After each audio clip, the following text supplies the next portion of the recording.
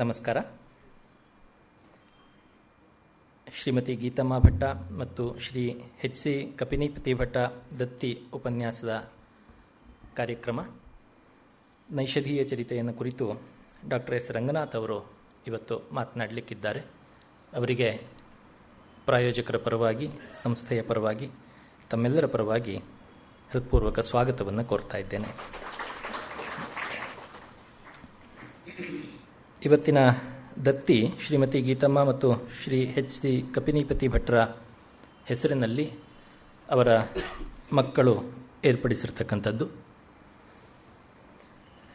1902ರಲ್ಲಿ ಚಿಕ್ಕಮಗಳೂರು ಜಿಲ್ಲೆಯಲ್ಲಿ ವೈದಿಕ ಕುಟುಂಬವೊಂದರಲ್ಲಿ ಜನಿಸಿದ ಕಪಿನಿಪತಿ ಭಟ್ರು ಆ ಕಾಲದಲ್ಲಿ ಮೈಸೂರು ಪ್ರಾಂತಕ್ಕೆ ಲೋಯರ್ ಸೆಕೆಂಡರಿ ಪರೀಕ್ಷೆಯಲ್ಲಿ ಮೊದಲ ರ್ಯಾಂಕನ್ನು ಪಡೆದಂಥವರು. ಅವರ ತಂದೆ ಹೊಸಕೆರೆ ಚಂದ್ರಶೇಖರ ಭಟ್ರು ಅಂದು ನಾಡಿನ ಹೆಸರಾಂತ ವೈದಿಕರು, ವೇದ ವಿದ್ವಾಂಸರು ಆಗಿದ್ದರು. ಲೋಯರ್ ಸೆಕೆಂಡರಿಯಲ್ಲಿ ಪಡೆದ ರ್ಯಾಂಕ್ ಕಪಿನಿಪತಿ ಭಟ್ಟರ ಜೀವನದ ದಿಕ್ಕನ್ನು ಬದಲಾಯಿಸಿತು. ಅವರು ಶಿವಮೊಗ್ಗದಲ್ಲಿ, ಆಮೇಲೆ ಬೆಂಗಳೂರಿನಲ್ಲಿ ತಮ್ಮ ಶಿಕ್ಷಣವನ್ನು ಪೂರೈಸಿದರು. ಸಿವಿಲ್ ಇಂಜಿನಿಯರಿಂಗ್ನಲ್ಲಿ ಪದವಿಯನ್ನು ಪಡೆದರು. ಅದಾದ ನಂತರ ಕೃಷ್ಣರಾಜ ಸಾಗರ ಡ್ಯಾಮ್ ಪ್ರಾಜೆಕ್ಟ್ನಲ್ಲಿ ಕೆಲಸವನ್ನು ಪ್ರಾರಂಭ ಮಾಡಿದರು.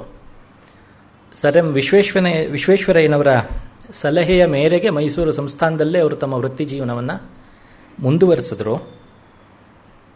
Irwin canal, Ramanathapura bridge, Hirebhaskara dam ಮೊದಲಾದ ಪ್ರಾಜೆಕ್ಟ್ಗಳಲ್ಲಿ ಮುಂದೆ ನಿಂತು ಅವರು ಕೆಲಸವನ್ನು ಮಾಡಿದರು. ಹಿರೇಭಾಸ್ಕರ ಡ್ಯಾಮ್ ಅಪರೂಪಕ್ಕೊಮ್ಮೆ ನಮಗೆ ಆವಾಗಿವಾಗ ಕಾಣಿಸ್ಕೊಳ್ಳೋದಿದೆ. ಈಗಿನ ಲಿಂಗನಮಕ್ಕಿ ಏನಿದೆ ಅದರ ಹಿನ್ನೀರಿನಲ್ಲಿ ಮುಳುಗಿರ್ತಕ್ಕಂಥ ಡ್ಯಾಮ್ ಅದು. ಲಿಂಗನಮಕ್ಕಿ ಡ್ಯಾಮ್ ಆಗ ಈಗ ರಿಪೇರಿಗೆ ಬರ್ತಾ ಇರೋದನ್ನು ನಾವು ಕೇಳ್ತಾ ಇರ್ತೀವಿ. ಆದರೆ ಹಿರೇಭಾಸ್ಕರ ಇವತ್ತಿಗೂ ಮೊದಲಿನಷ್ಟೇ ಗಟ್ಟಿಮುಟ್ಟಾಗಿರೋದನ್ನು ಸಂಬಂಧಪಟ್ಟ ತಂತ್ರಜ್ಞರು, ವಿಷಯ ಪರಿಣಿತರು ಕೂಡ ಆಗೀಗ ಪತ್ರಿಕೆಗಳಲ್ಲಿ ಬರೀತಾ ಇರೋದನ್ನು ನಾವು ಓದ್ತಾ ಇರ್ತೀವಿ. ಆ ಡ್ಯಾಮ್ನ ಪ್ರಾಜೆಕ್ಟ್ನಲ್ಲಿ ಕಪಿನಿಪತಿ ಭಟ್ರು ಮುಖ್ಯಸ್ಥರಾಗಿ ಕೆಲಸವನ್ನು ಮಾಡಿದರು. ವೃತ್ತಿಯಲ್ಲಿ ಇಂಜಿನಿಯರ್ ಆಗಿದ್ದರೂ ಕೂಡ ಪ್ರವೃತ್ತಿಯಲ್ಲಿ ಸಾಹಿತ್ಯ ಮತ್ತು ಸಾಮಾಜಿಕ ಚಟುವಟಿಕೆಗಳಲ್ಲಿ ಅವರು ಭಾಗವಹಿಸ್ತಾ ಇದ್ದವರು. ಅಂದಿನ ಸಾಹಿತ್ಯ ಕ್ಷೇತ್ರದ ಪ್ರಮುಖರಾಗಿದ್ದ ವೆಂಕಣ್ಣಯ್ಯನವರು, ಡಿ ವಿ ಜಿಯವರು, ಮಾಸ್ತಿಯವರು, ಬೇಂದ್ರೆಯವರು, ಪೂತಿ ನರಸಿಂಹಾಚಾರ್ಯರು, ವಿ ಸೀತಾರಾಮಯ್ಯನವರು, ರಾಜರತ್ನಂ ಅವರು, ಎ ಆರ್ ಕೃಷ್ಣಶಾಸ್ತ್ರಿಗಳು, ಹೀಗೆ ಹಲವರ ಜೊತೆ ನಿಕಟ ಒಡನಾಟ ಅವರದಾಗಿತ್ತು. ಇರಿಗೇಷನ್ ಮ್ಯಾನ್ಯುವಲ್, ನನ್ನ ಉದ್ಯೋಗ ಜೀವನದ ಸೂಕ್ಷ್ಮ ಪರಿಚಯ ಮತ್ತು ನನ್ನ ಉದ್ಯೋಗ ಜೀವನ ಚರಿತ್ರೆ ಮೊದಲಾದ ಪುಸ್ತಿಕೆಗಳನ್ನು ಕೂಡ ಅವರು ಆಗಿನ ಕಾಲದಲ್ಲಿಯೇ ಬರೆದು ಪ್ರಕಟ ಮಾಡಿದರು. ಕಪಿನಿಪತಿ ಭಟ್ರ ವೃತ್ತಿ ಪ್ರವೃತ್ತಿಗಳಿಗೆ ಹೆಗಲಣೆಯಾಗಿ ನಿಂತ ಗೀತಮ್ಮನವರದು ದೈವಭಕ್ತಿ, ಆಸ್ತಿಕ್ಯದ ಮಾರ್ಗ. ಅವರ ಔದಾರ್ಯ, ಅತಿಥಿ ಸತ್ಕಾರ್ಯಗಳನ್ನು ಕುರಿತು ಆಗಿನ ಸಾಹಿತಿಗಳ ಅನೇಕರ ಕೃತಿಗಳಲ್ಲಿ ಉಲ್ಲೇಖಗಳು ದೊರೆಯುತ್ತವೆ. ಹೀಗೆ ಸಜ್ಜನಿಕೆಯ ಸರಳವಾದ, ಸುಂದರವಾದ ಜೀವನವನ್ನು ನಡೆಸಿದ ಈ ಇಬ್ಬರ ಸ್ಮರಣೆಯಲ್ಲಿ ಅವರ ಮಕ್ಕಳು ಏರ್ಪಡಿಸಿರ್ತಕ್ಕಂತಹ ದತ್ತಿಯ ಆಶ್ರಯದಲ್ಲಿ ಇಂದು ಡಾಕ್ಟರ್ ಎಸ್ ರಂಗನಾಥ್ ಅವರು ನೈಷಧೀಯ ಚರಿತವನ್ನು ಕುರಿತು ಮಾತನಾಡಲಿಕ್ಕಿದ್ದಾರೆ. ರಂಗನಾಥ್ ಅವರ ಪರಿಚಯ ಈ ವೇದಿಕೆಗೆ, ಸಂಸ್ಥೆಗೆ, ಸಭಿಕರಿಗೆ ಚೆನ್ನಾಗಿಯೇ ಇರುವಂಥದ್ದು. ಪ್ರಸ್ತುತ NMKRV ಕಾಲೇಜಿನಲ್ಲಿ ಸಂಸ್ಕೃತ ವಿಭಾಗದ ಮುಖ್ಯಸ್ಥರಾಗಿ, ಅಧ್ಯಕ್ಷರಾಗಿ ಅವರು ಕಾರ್ಯವನ್ನು ನಿರ್ವಹಿಸುತ್ತಲೇ ಕೇವಲ ತರಗತಿಯ ಬೋಧನೆಗಳಿಗೆ ಮಾತ್ರ ಸೀಮಿತವಾಗದೆ ಹಲವು ಕಡೆ ಉಪನ್ಯಾಸ, ಪ್ರವಚನ ಹಾಗೂ ವಿಚಾರ ಸಂಕಿರಣಗಳಲ್ಲಿ ತೊಡಗಿಕೊಂಡಂಥವರು. ಆ ಮೂಲಕ ಭಾರತೀಯ ಸಂಸ್ಕೃತಿ ಮತ್ತು ಸಂಸ್ಕೃತ ಸಾಹಿತ್ಯವನ್ನು ಕುರಿತು ಜನರಿಗೆ ತಿಳಿವಳಿಕೆಯನ್ನು, ಜಾಗೃತಿಯನ್ನು ಮೂಡಿಸ್ತಾ ಬಂದಿರುವಂಥವರು. ಬೆಂಗಳೂರು ವಿಶ್ವವಿದ್ಯಾನಿಲಯದ ಸಂಸ್ಕೃತ MA ತರಗತಿಯಲ್ಲಿ ಪ್ರಥಮ ಶ್ರೇಣಿ ಹಾಗೂ ಪ್ರಥಮ ರ್ಯಾಂಕನ್ನು ಪಡೆದ ರಂಗನಾಥ್ ಅವರು ಅದಕ್ಕಾಗಿ ಹಿರಿಯಣ್ಣನವರ ಹೆಸರಿನಲ್ಲಿ ಇರತಕ್ಕಂಥ ಚಿನ್ನದ ಪದಕವನ್ನು ಪಡೆದಿದ್ದರು. ಹೆಬ್ಬಾರ್ ಶ್ರೀವೈಷ್ಣವ ಸಭಾ ಚಿನ್ನದ ಫಲಕವೂ ಕೂಡ ರಂಗನಾಥ್ ಅವರಿಗೆ ದೊರೆತಿತ್ತು. ವೇದಧರ್ಮ ಪರಿಪಾಲನಾ ಸಭೆಯವರು ವೇದಭೂಷಣ ಎಂಬ ಪ್ರಶಸ್ತಿಯನ್ನಿತ್ತು ರಂಗನಾಥ್ ಅವರನ್ನು ಬಹಳ ಹಿಂದೆಯೇ ಗೌರವಿಸಿದ್ದಾರೆ. ಚಾಮರಾಜೇಂದ್ರ ಸಂಸ್ಕೃತ ಕಾಲೇಜಿನಿಂದ ಅದ್ವೈತ ವೇದಾಂತದಲ್ಲಿ ಇವರು ವಿದ್ವತ್ ಪದವಿಯನ್ನು ಪಡೆದವರು. ಭಾರತೀಯ ತತ್ವಶಾಸ್ತ್ರಕ್ಕೆ ವಾಚಸ್ಪತಿ ಮಿಶ್ರರ ಕೊಡುಗೆ ಎಂಬ ವಿಷಯವನ್ನು ಕುರಿತು ರಂಗನಾಥರು ಬರೆದ ಪ್ರೌಢ ಪ್ರಬಂಧಕ್ಕೆ ಬೆಂಗಳೂರು ವಿಶ್ವವಿದ್ಯಾನಿಲಯ PhD ಪದವಿಯನ್ನು ನೀಡಿ ಗೌರವಿಸಿದೆ. ಅಮೆರಿಕನ್ ಬಯೋಗ್ರಫಿಕಲ್ ಇನ್ಸ್ಟಿಟ್ಯೂಟ್ 1996ರಲ್ಲಿಯೇ ರಂಗನಾಥರನ್ನು ವರ್ಷದ ವ್ಯಕ್ತಿ ಅಂತ ಗುರುತಿಸಿ ಗೌರವಿಸಿದೆ. ಕಾಶಿಯ ಸಂಪೂರ್ಣಾನಂದ ಸಂಸ್ಕೃತ ವಿಶ್ವವಿದ್ಯಾಲಯವು 1999ರಲ್ಲಿ ರಂಗನಾಥರನ್ನು ಗೌರವಿಸಿದೆ. ಇವರ ರಾಮಕೀರ್ತಿ ಮಹಾಕಾವ್ಯದ ಕನ್ನಡಾನುವಾದ ಥಾಯ್ಲ್ಯಾಂಡಿನ ಬ್ಯಾಂಕಾಕ್ನಲ್ಲಿ ಪ್ರಕಟವಾಗಿದೆ. ಇಲ್ಲಿಯವರೆಗೆ 50ಕ್ಕೂ ಹೆಚ್ಚು ಕೃತಿಗಳು, 100ಕ್ಕೂ ಹೆಚ್ಚು ಲೇಖನಗಳನ್ನು ರಂಗನಾಥರು ಪ್ರಕಟಿಸಿದ್ದಾರೆ. 2005ರಲ್ಲಿ ಹಿಮಾಚಲ ಪ್ರದೇಶ ವಿಶ್ವವಿದ್ಯಾನಿಲಯ ಆಧುನಿಕ ಸಂಸ್ಕೃತ ಸಾಹಿತ್ಯ ಒಂದು ವಿಮರ್ಶಾತ್ಮಕ ಅವಲೋಕನ ಎಂಬ ಇವರ ಪ್ರೌಢ ಪ್ರಬಂಧಕ್ಕೆ ಡಿಲಿಟ್ ಪದವಿಯನ್ನು ನೀಡಿದೆ. ಕಳೆದ ಅನೇಕ ವರ್ಷಗಳಿಂದ NMKRV ಕಾಲೇಜಿನ ಸಂಸ್ಕೃತ ವಿಭಾಗಾಧ್ಯಕ್ಷರಾಗಿ ಕಾರ್ಯವನ್ನು ನಡೆಸ್ತಾ ಇರತಕ್ಕಂಥ ರಂಗನಾಥರು 10 ಹಲವು ವಿಷಯಗಳಲ್ಲಿನ ಪ್ರೌಢ ಉಪನ್ಯಾಸಗಳಿಗಾಗಿ ಈ ವೇದಿಕೆಗೆ ಸಭಿಕರಿಗೆ ಚಿರಪರಿಚಿತರಾಗಿದ್ದಾರೆ. ಅವರು ಋಗ್ವೇದದ ಸಂಪೂರ್ಣ ಪಠಣ, ಋಗ್ವೇದವನ್ನು ಹೇಳಿ ಅದನ್ನು ದಾಖಲೆ ಮಾಡಿದಂತಹ ಒಂದು CD ಇದೇ ವೇದಿಕೆಯಲ್ಲಿ 2 ವರ್ಷದ ಹಿಂದೆ ಮಾನ್ಯ ಭೈರಪ್ಪನವರಿಂದ ಲೋಕಾರ್ಪಣೆಗೊಂಡಿದ್ದನ್ನು ನಾವು ಈ ಸಂದರ್ಭದಲ್ಲಿ ನೆನಪಿಸಿಕೊಳ್ಳಬಹುದು. ರಂಗನಾಥರ ಸಂಘಟನಾ ಕೌಶಲ್ಯ ಮತ್ತು ಸಂಪಾದನಾ ಕುಶಲತೆಗೆ ಸಾಕ್ಷಿಯಾಗಿ ನಿಲ್ತಕ್ಕಂಥವು ಕಳೆದ 5-6 ವರ್ಷಗಳಿಂದ ನಡೀತಾ ಬಂದಿರತಕ್ಕಂತಹ ಇಸ್ಕಾನ್ ಮತ್ತು ಭಾರತೀಯ ವಿದ್ಯಾಭವನ ಜಂಟಿಯಾಗಿ ಆಯೋಜಿಸ್ತಾ ಬಂದಿರುವ ವಿಶೇಷವಾದ, ಅದನ್ನು ಜಾತ್ರೆ ಅಂತಲೇ ಕರಿಬಹುದು ಒಂದು ರೀತಿಯಲ್ಲಿ, ಸತ್ರಗಳು. ವೇದ, ಉಪನಿಷತ್ತು, ಪುರಾಣ, ಭಾಗವತ ಸೇರಿದಂತೆ ಪ್ರತಿ ವರ್ಷ ನಮ್ಮ ಪರಂಪರೆಯ ಒಂದೊಂದು ವೈಶಿಷ್ಟ್ಯಪೂರ್ಣ ಭಾಗವನ್ನು ತೆಗೆದುಕೊಂಡು ಅದರ ಮೇಲೆ 100-200 ಜನ ರಾಷ್ಟ್ರಮಟ್ಟದ ವಿದ್ವಾಂಸರುಗಳನ್ನು ಕರೆದು ಸೇರಿಸಿ ಅವರೆಲ್ಲರೂ ಆ ವಿಷಯದ ನಿರ್ದಿಷ್ಟ ವಿಷಯದ ಹಲವು ಮುಖಗಳ ಮೇಲೆ ಅಲ್ಲಿ ಉಪನ್ಯಾಸ ಕೊಡುವಂತೆ ಆಯೋಜಿಸ್ತಕ್ಕಂಥದ್ದು ಮತ್ತು ಅಲ್ಲಿ ಯಾರೆಲ್ಲ ಉಪನ್ಯಾಸ ನೀಡಿದ್ದಾರೋ ಅವರ ಉಪನ್ಯಾಸದ ಲೇಖನ ರೂಪದಲ್ಲಿ ಅದನ್ನು ಸಂಗ್ರಹಿಸಿ ಆಮೇಲೆ ಬೃಹತ್ ಸಂಪುಟಗಳಾಗಿ ಅದನ್ನು ಸಂಪಾದನೆ ಮಾಡಿ ಮರುವರ್ಷದ ಕಾರ್ಯಕ್ರಮದಷ್ಟೊತ್ತಿಗೆ ಅದನ್ನು ಬಿಡುಗಡೆ ಮಾಡ್ತಕ್ಕಂಥದ್ದು. ಹೀಗೆ ಹೇಳುವಾಗ ಅದು ಅತ್ಯಂತ ಸುಲಭದ ಕೆಲಸವಾಗಿಯೇ ತೋರುತ್ತೆ. ಆದರೆ ಇಡೀ ದೇಶದ ಮೂಲೆ ಮೂಲೆಯ ವಿದ್ವಾಂಸರನ್ನು ಗುರುತಿಸಿ ಅವರಿಗೆ ವಿಷಯವನ್ನು ಅಲಾಟ್ ಮಾಡಿ ಅವರಿಂದ ಇಲ್ಲಿ ಭಾಷಣ ಮಾಡಿಸಿದ್ದಲ್ಲದೆ ಆ ನಂತರ ಅವರುಗಳಿಂದ ಆ ಲೇಖನವನ್ನು ತೆಗೆದುಕೊಂಡು ಅದನ್ನು ಸಂಪಾದಿಸಿ 2-3 ಭಾಷೆಗಳಲ್ಲಿ, ಹಿಂದಿ, ಇಂಗ್ಲೀಷ್, ಸಂಸ್ಕೃತ, ಕನ್ನಡ, ಈ ರೀತಿ ಹಲವು ಭಾಷೆಗಳಲ್ಲಿ ಅವುಗಳನ್ನು ವಿಂಗಡಿಸಿ ವಿಷಯವಾರು ಅದನ್ನು ತಿದ್ದಿ ಸಂಪಾದನೆ ಮಾಡಿ ಅವರು ಲೋಕಾರ್ಪಣೆಗೆ ಸಿದ್ಧಪಡಿಸಿದ ಬೃಹತ್ ಸಂಪುಟಗಳೇ ಬಹುಶಃ ಕನ್ನಡ ಲೋಕಕ್ಕೆ, ಕನ್ನಡ ಸಾಹಿತ್ಯ ಲೋಕಕ್ಕಲ್ಲದೆ ಇಡೀ ಸಾರಸ್ವತ ಲೋಕಕ್ಕೆ ಅತ್ಯಪೂರ್ವ ಕೊಡುಗೆಗಳಾಗಿ ನಿಲ್ಲತಕ್ಕಂಥವು. ಯಾವುದೇ ಸಂದರ್ಭದಲ್ಲಿ ರೆಫರೆನ್ಸಿಗೆ ಒದಗಬಹುದಾದ ಅಧಿಕೃತ ಮಾಹಿತಿ ಮೂಲಗಳಾಗಿ ನಿಲ್ಲತಕ್ಕಂಥವು. ಸುಮಾರು 1200-1300 ಪುಟಗಳ ಒಂದೊಂದು ಸಂಪುಟಗಳನ್ನು ಅದನ್ನು ಕೈಯಲ್ಲಿ ಎತ್ತಿ ಹಿಡ್ಕೊಳ್ಳೋದೇ ಎಷ್ಟು ಕಷ್ಟ ಅದನ್ನು ಅನುಭವಿಸಿದವರಿಗೆ ಗೊತ್ತು. ಹೀಗೆ ಸಂಸ್ಕೃತ, ಸಂಸ್ಕೃತಿ, ಸಾಹಿತ್ಯ ಕ್ಷೇತ್ರಗಳಿಗೆ ನಿರಂತರವಾಗಿ ಅಪೂರ್ವ ಕೊಡುಗೆಯನ್ನು ಸಲ್ಲಿಸ್ತಾ ಬಂದಿರುವ ಡಾಕ್ಟರ್ S. ರಂಗನಾಥ್ ಅವರು ಇವತ್ತು ಸಂಸ್ಕೃತ ಸಾಹಿತ್ಯ ಕ್ಷೇತ್ರದಲ್ಲಿ ಮಹಾಕಾವ್ಯಗಳ ಸಾಲಿನಲ್ಲಿ ನಿಂತಿರತಕ್ಕಂತಹ ಶ್ರೀಹರ್ಷನ ನೈಷಧೀಯ ಚರಿತವನ್ನು ಕುರಿತು ಉಪನ್ಯಾಸವನ್ನು ನೀಡಲಿಕ್ಕಿದ್ದಾರೆ. ಅವರಿಗೆ ಮತ್ತೊಮ್ಮೆ ತಮ್ಮೆಲ್ಲರ ಪರವಾಗಿ ಆತ್ಮೀಯವಾದ ಸ್ವಾಗತವನ್ನು ಕೋರ್ತಾ ಇವತ್ತಿನ ಈ ಉಪನ್ಯಾಸ ಕಾರ್ಯಕ್ರಮವನ್ನು ಉಪಕ್ರಮಿಸಬೇಕಾಗಿ ಪ್ರಾರ್ಥಿಸ್ತೇನೆ.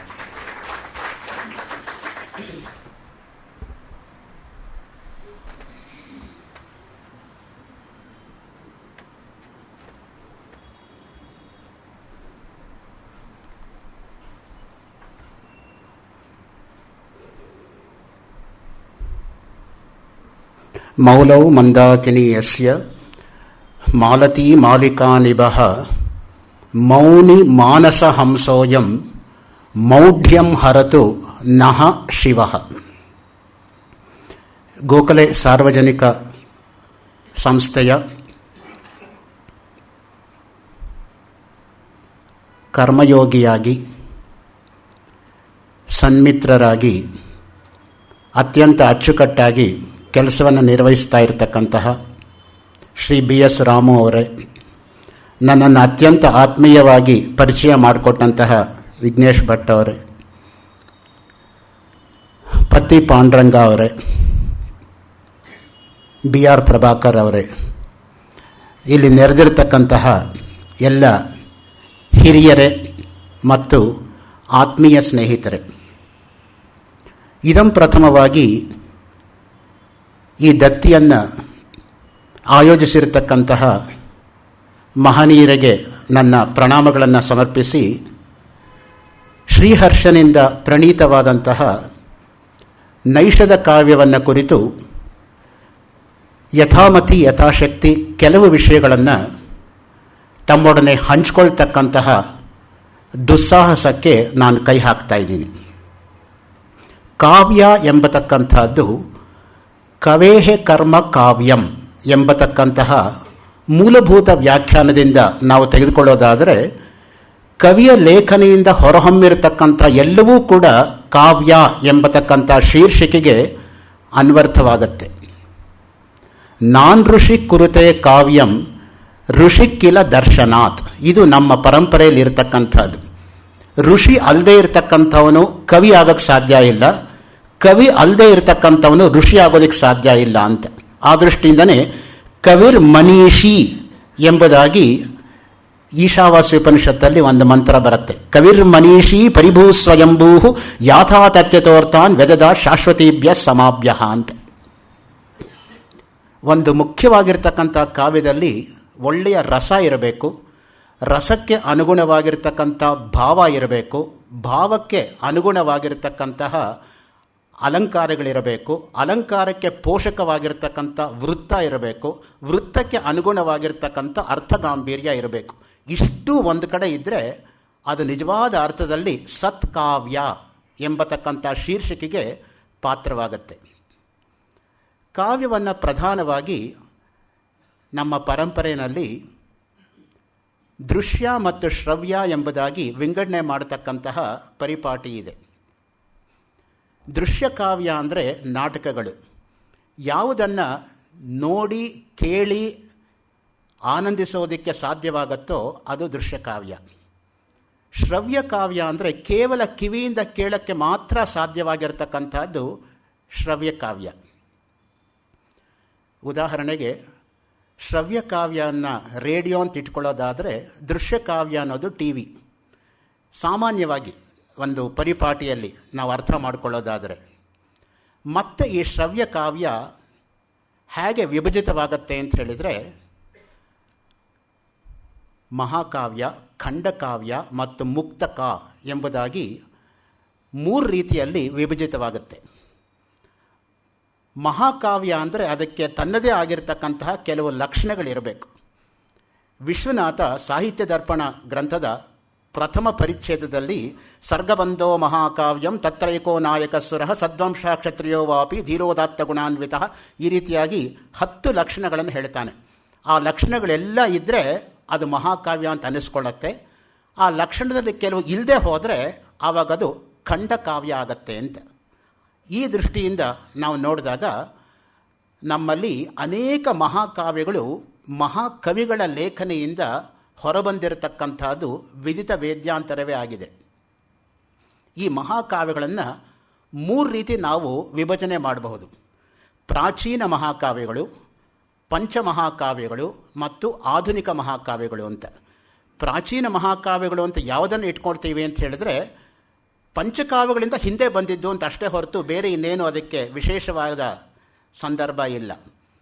ಇನ್ನು ಪಂಚಮಹಾಕಾವ್ಯಗಳು ಅತ್ಯಂತ ಪ್ರಸಿದ್ಧವಾಗಿರ್ತಕ್ಕಂಥದ್ದು, ಅತ್ಯಂತ ಜನಜನಿತವಾಗಿರ್ತಕ್ಕಂಥದ್ದು. ಮಹಾಕವಿ ಕಾಳಿದಾಸನಿಂದ ಪ್ರಣೀತವಾಗಿರ್ತಕ್ಕಂತಹ ರಘುವಂಶ ಮತ್ತು ಕುಮಾರ ಸಂಭವ ಹೆಸರನ್ನು ಯಾರು ಕೇಳಿಲ್ಲ. ರಘುವಂಶ ಎಂಬತಕ್ಕಂಥ ಮಹಾಕಾವ್ಯ ನಮಸ್ಕಾರಾತ್ಮಕ ಮಂಗಳದಿಂದ ಪ್ರಾರಂಭವಾದರೆ ಕುಮಾರ ಸಂಭವ ಆಶೀಪೂರ್ವಕ ಮಂಗಳದಿಂದ ಪ್ರಾರಂಭವಾಗತ್ತೆ. ತದನಂತರ ಮಾಘ ಕವಿಯ ಶಿಶುಪಾಲ ವಧ ಮಹಾಕಾವ್ಯ, ಅಲ್ಲಿ ಶ್ರೀಕೃಷ್ಣನೇ ಪ್ರಮುಖ ಪಾತ್ರಧಾರಿ ಮತ್ತು ಶಿಶುಪಾಲನ ಸಂಹಾರ ಆಗತಕ್ಕಂಥದ್ದೇ ಮುಖ್ಯ ಕಥಾವಸ್ತು. ಶ್ರೀ ಶಬ್ದದಿಂದ ಆ ಕಾವ್ಯ ಪ್ರಾರಂಭವಾಗತ್ತೆ.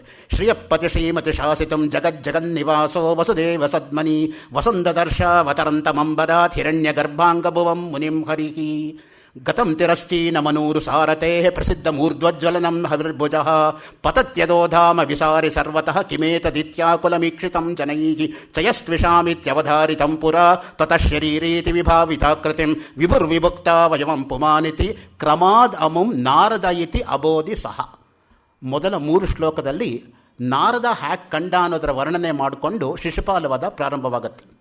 ಅದೇ ತರಹ ಭಾರವಿ ಕಿರಾತಾರ್ಜುನೀಯದಲ್ಲೂ ಕೂಡ ಶ್ರಿಯಕ್ಕುರೂಣಾಂ ಅಧಿಪಸ್ಯ ಪಾಲಿನೀಂ, ಶ್ರೀ ಶಬ್ದ ಅದೇ ರೀತಿಯಾಗಿ ಪ್ರಾರಂಭವಾಗುತ್ತೆ. ಹಾಗೆ ಭಾರವಿಗೂ ಮತ್ತು ಮಾಗನಿಗೂ ಅನೇಕ ಸಾಮ್ಯಗಳಿದೆ ಮತ್ತು ಅವರಿಬ್ಬರೂ ಕೂಡ ಪೈಪೋಟಿ ಮಾಡ್ತಾ ಇದ್ರು ಅಂತ ಕೂಡ ವೃತ್ತಾಂತ ಇದೆ. ತಾವತ್ ಭಾರವೇರ್ ಭಾತಿ ಯಾವನ್ ಮಾಗಸ್ಯ ನೋದಯ ಉದಿತೇತು ನೈಷಧೇಯ ಕಾವ್ಯೆ ಕ್ವಮಾಗಃ ಕ್ವಚ ಭಾರವಿ ಅಂತ. ತಾವತ್ ಭಾರವೇರ್ ಭಾತಿ, ಭಾರವಿಯ ಕೀರ್ತಿ ಅಲ್ಲಿ ತನಕ ಇತ್ತಂತೆ. ಎಲ್ಲಿ ತನಕ? ಮಾಘ ಬರೆಯೋ ತನಕ. ಮಾಘ ಬರೆದ ಮೇಲೆ ಏನಾಯಿತು? ಶ್ರೀಹರ್ಷ ಬಂದ ಮೇಲೆ ಮಾಘ ಎಲ್ಲಿ ಭಾರವಿ ಎಲ್ಲಿ ಅಂತ ಅವರಿಬ್ಬರೂ ಕೂಡ ಪಕ್ಕಕ್ಕೆ ಹೊರಟೋದ್ರು ಅಂತ. ಅಷ್ಟು ಉತ್ಕೃಷ್ಟವಾಗಿರ್ತಕ್ಕಂತಹ ಲೇಖನ ಶ್ರೀಹರ್ಷಂದು ಎಂಬುದಾಗಿ. ಅಂತಹ ಶ್ರೀಹರ್ಷ ಹೇಗೆ ಬರಿತಾ ಇದ್ದ, ಅವನ ಶೈಲಿ ಹೇಗಿತ್ತು, ಯಾವ ಅಲಂಕಾರಗಳನ್ನು ಉಪಯೋಗಿಸ್ತಾ ಇದ್ದ, ಯಾವ ವೃತ್ತ ಅವನಿಗೆ ಅತ್ಯಂತ ಅಚ್ಚುಮೆಚ್ಚು ಅನ್ನೋದನ್ನು ಕಪಿಲ್ ದೇವ್ ದ್ವಿವೇದಿ ಎಂಬತಕ್ಕಂತಹ ಕಾಶಿಯಲ್ಲಿರ್ತಕ್ಕಂಥ ವಿದ್ವಾಂಸರು 10 ಶ್ಲೋಕಗಳನ್ನು ಅಪ್ಪಣೆ ಕೊಡಿಸಿದ್ದಾರೆ. ಪ್ರಾಯಶಃ ಇದರಿಂದಾನೇ ಈ ಉಪನ್ಯಾಸವನ್ನು ಹಿನ್ನೆಲೆ ರೂಪದಲ್ಲಿ ಹರ್ಷನಿಗೆ ಪ್ರಾರಂಭ ಮಾಡ್ಬೋದು. ಶ್ರೀಹರ್ಷ ಏಷಃ ಕವಿ ಶೀರ್ಷಭೂತಃ, ಕವಿಗಳಲ್ಲಿ ಶೀರ್ಷಪ್ರಾಯನಾಗಿರ್ತಕ್ಕಂಥವನು ಶ್ರೀಹರ್ಷ.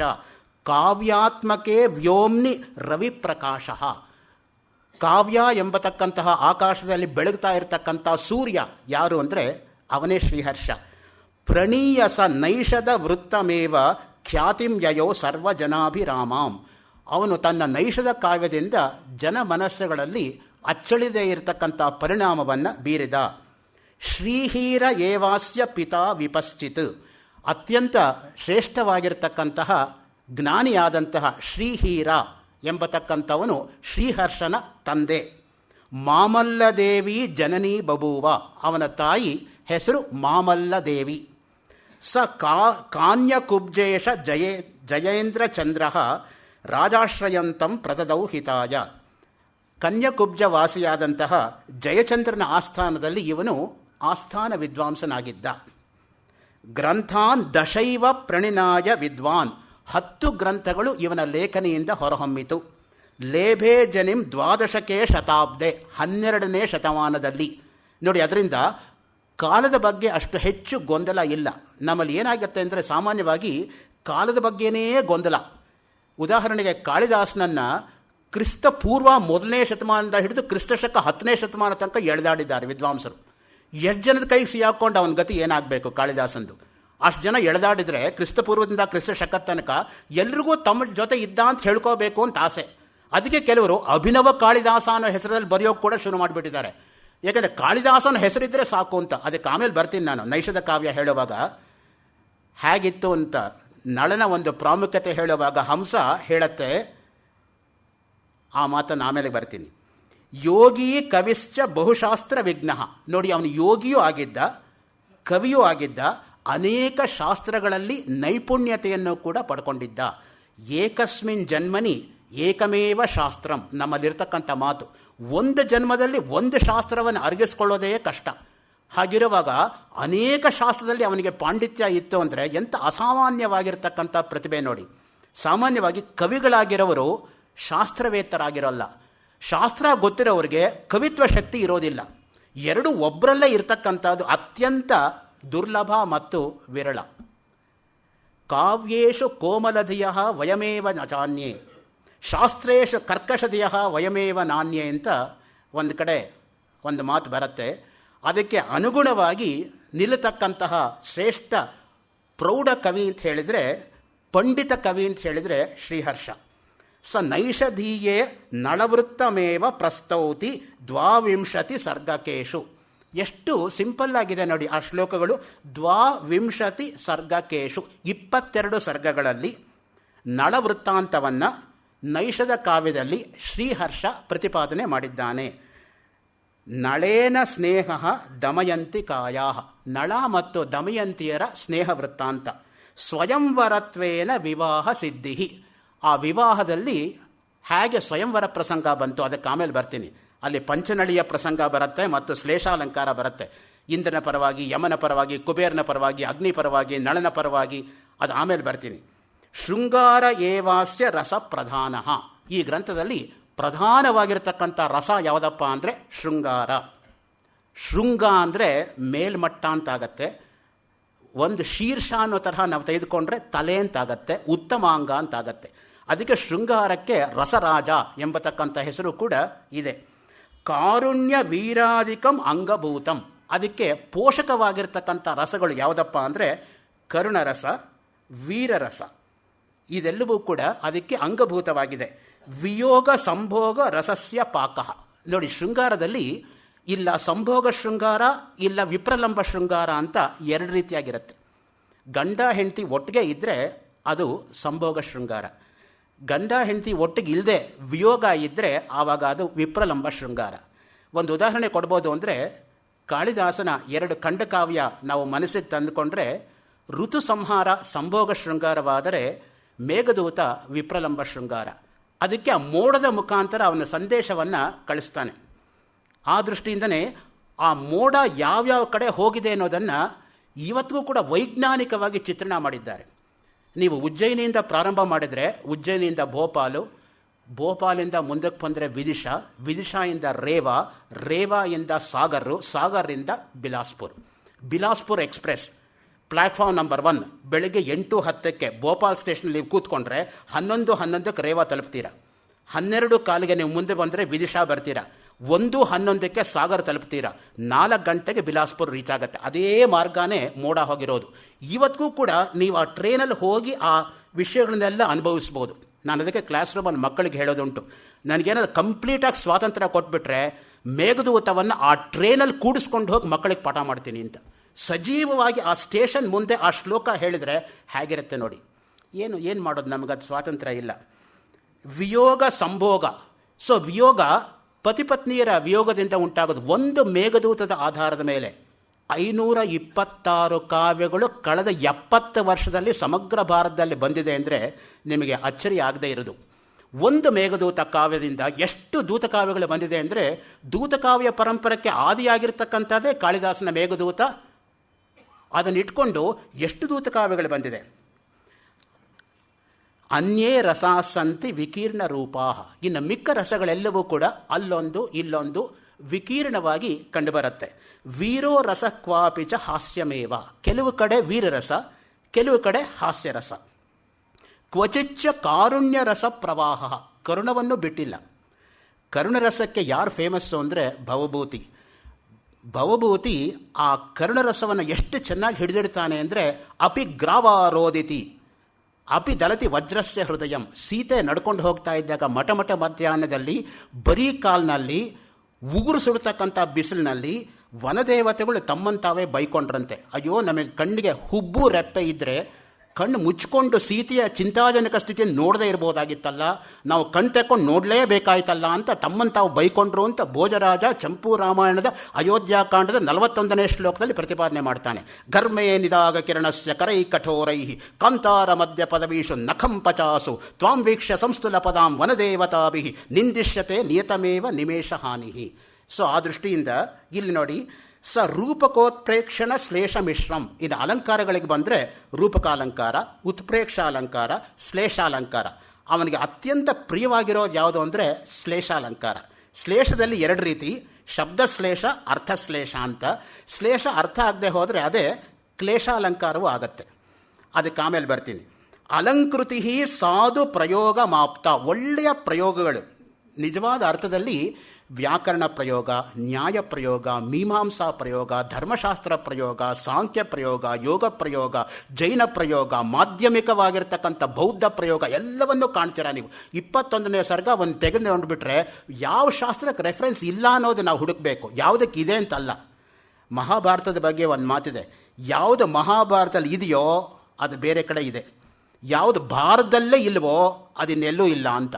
ಯದಿಹಾಸ್ತಿ ತದನ್ಯತ್ರ ಯನ್ನೇಹಾಸ್ತಿ ನ ತತ್ ಕ್ವಚಿತ್ ಭಾರತ ಪಂಚಮೋ ವೇದ ಅಂತ. ಆ ತರಹ 21ನೇ ಸರ್ಗ ನಿಜವಾಗಿರ್ತಕ್ಕಂಥ ಹರ್ಷನಿಗೆ ಟೆಸ್ಟ್ ಮಾಡಿರ್ತಕ್ಕಂಥ ಸರ್ಗ. ಅಲ್ಲಿ ಎಲ್ಲ ಶಾಸ್ತ್ರಗಳ ಸರ್ವತೋಮುಖ ಪ್ರಾವೀಣ್ಯ, ಸರ್ವತಂತ್ರ ಸ್ವತಂತ್ರ ಎಂಬತಕ್ಕಂಥ ಬಿರುದು ಕೊಡಬಹುದಾದರೆ ಆ ಒಂದು ಸರ್ಗಕ್ಕೆ ಕೊಡಬೇಕು. ನೈಷಧದಲ್ಲಿ ಛಂದ ಪ್ರಯೋಗೇಪಿ ವಿಶೇಷ ದಕ್ಷ. ನೋಡಿ, ಒಳ್ಳೆಯ ಛಂದಸ್ಸನ್ನು ಉಪಯೋಗಿಸೋದ್ರಲ್ಲೂ ಕೂಡ ಅವನ ಪ್ರಾವೀಣ್ಯತೆ ಎಷ್ಟು ಚೆನ್ನಾಗಿತ್ತು ಅಂದರೆ ರಸಕ್ಕೆ ಅನುಗುಣವಾಗಿ ಭಾವಕ್ಕನುಗುಣವಾಗಿ ವೃತ್ತ ಇರಬೇಕು ಯಾವಾಗಲೂ ಕೂಡ. ಉದಾಹರಣೆಗೆ ವಿಪ್ರಲಂಬ ಶೃಂಗಾರ ಹೇಳಬೇಕಾದ್ರೆ ವಿಯೋಗಿನಿ ವೃತ್ತವನ್ನೇ ಹೇಳಬೇಕು, ವಿಯೋಗ ಅದಕ್ಕೆ ಅನುಗುಣವಾಗಿರೋದು. ಇನ್ನು ಸಂತೋಷವಾಗಿರುವಾಗ ವಸಂತ ತಿಲಕ ವೃತ್ತ ಎಷ್ಟು ಔಚಿತ್ಯಪೂರ್ಣ ನೋಡಿ. ಮೇಘದೂತಲ್ಲಿ ಅದಕ್ಕೆ ಮಂದಾಕ್ರಾಂತ ವೃತ್ತವನ್ನೇ ಕಾಳಿದಾಸ ಬಳಸಿರೋದು ನೋಡಿ. ಅದು ಎಷ್ಟು ನಿಧಾನಕ್ಕೆ ಹೋಗುತ್ತೆ. ಮಂದಂ ಮಂದಂ ನುದತಿ ಪವನಃ ಚಾನುಕೂಲೋ ಯಥಾ ಮೇ. ಹೋಗ್ಬೇಕಲ್ಲಪ್ಪ ಇವನ ಕ್ಲಾಸ್ಗೆ ಅನ್ಕೊಂಡು ವಿದ್ಯಾರ್ಥಿಗಳು ಒಳಗೆ ಬರ್ತಾರೆ ಅಂತ ನಿಧಾನಕ್ಕೆ. ಸೊ ಆ ದೃಷ್ಟಿಯಿಂದ ಮಂದವಾಗಿ ಹೋಗುತ್ತೆ ಆ ವೃತ್ತ ಎಂಬತಕ್ಕಂಥದ್ದು. ಪ್ರಿಯಂ ವಿಶಿಷ್ಟಂ ಉಪಜಾತಿ ವೃತ್ತಂ. ಅವನಿಗೆ ಅತ್ಯಂತ ಮೆಚ್ಚುಗೆಯಾಗಿರ್ತಕ್ಕಂಥ ವೃತ್ತ ಯಾವುದು ಅಂದರೆ ಉಪಜಾತಿ. ಇಂದ್ರವಜ್ರ ಪ್ಲಸ್ ಉಪೇಂದ್ರ ವಜ್ರ ಈಸ್ ಈಕ್ವಲ್ ಟು ಉಪಜಾತಿ. ಅದೆರಡು ಮಿಶ್ರಣವಾದರೆ ಆವಾಗ ಉಪಜಾತಿ ವೃತ್ತ ಎಂಬತಕ್ಕಂಥ ವೃತ್ತ ಬರುತ್ತೆ. ಯಥೈವ ದಕ್ಷ ಲಘುವೃತ್ತ ಯೋಗೆ ದೀರ್ಘೇಪಿ ವೃತ್ತೇ ಸತತಾ ವಿದಗ್ಧ. ಚಿಕ್ಕ ವೃತ್ತಗಳನ್ನು ಬಳಸೋವಾಗ ಅವನಿಗೆ ಎಷ್ಟು ಪ್ರಾವೀಣ್ಯತೆ ಇತ್ತೋ ಉದ್ದನೇ ಆಗಿರ್ತಕ್ಕಂಥ ಸ್ರಗ್ಧರ ಇರ್ಬೋದು, ಶಾಲಿನಿ, ಮಾಲಿನಿ, ರಥೋದ್ದತ, ಧೃತ ವಿಲಂಬಿತ, ಆ ರೀತಿ ವೃತ್ತದಲ್ಲೂ ಕೂಡ ಅಷ್ಟೇ ಪ್ರಾವೀಣ್ಯತೆ ಅವನಿಗಿದೆ. ಪದೇ ಪದೇಶ್ಚ ಲಲಿತಾ ಪದಾಲಿ. ಪ್ರತಿಯೊಂದು ಪದದಲ್ಲೂ ಕೂಡ ಲಾಲಿತ್ಯ ಅವನಿಗಿರ್ತಕ್ಕಂಥ. ಈಶಾಣಿ ಮೈಶ್ವರ್ಯ ವಿವರ್ತ ಮಧ್ಯೆ ಲೋಕೇಶ ಲೋಕೇಶಯ ಲೋಕ ಮಧ್ಯೆ ತಿರ್ಯಂಚ ಮಪ್ಯಂಚ ಮೃಷಾಣಭಿಘ್ನ ರಸಗ್ನತೋಪಗ್ನ ಸಮಗ್ನ ಮಗ್ನಂ. 16ನೇ ಶ್ಲೋಕ 3ನೇ ಸರ್ಗ ನೈಷಧ ಕಾವ್ಯ.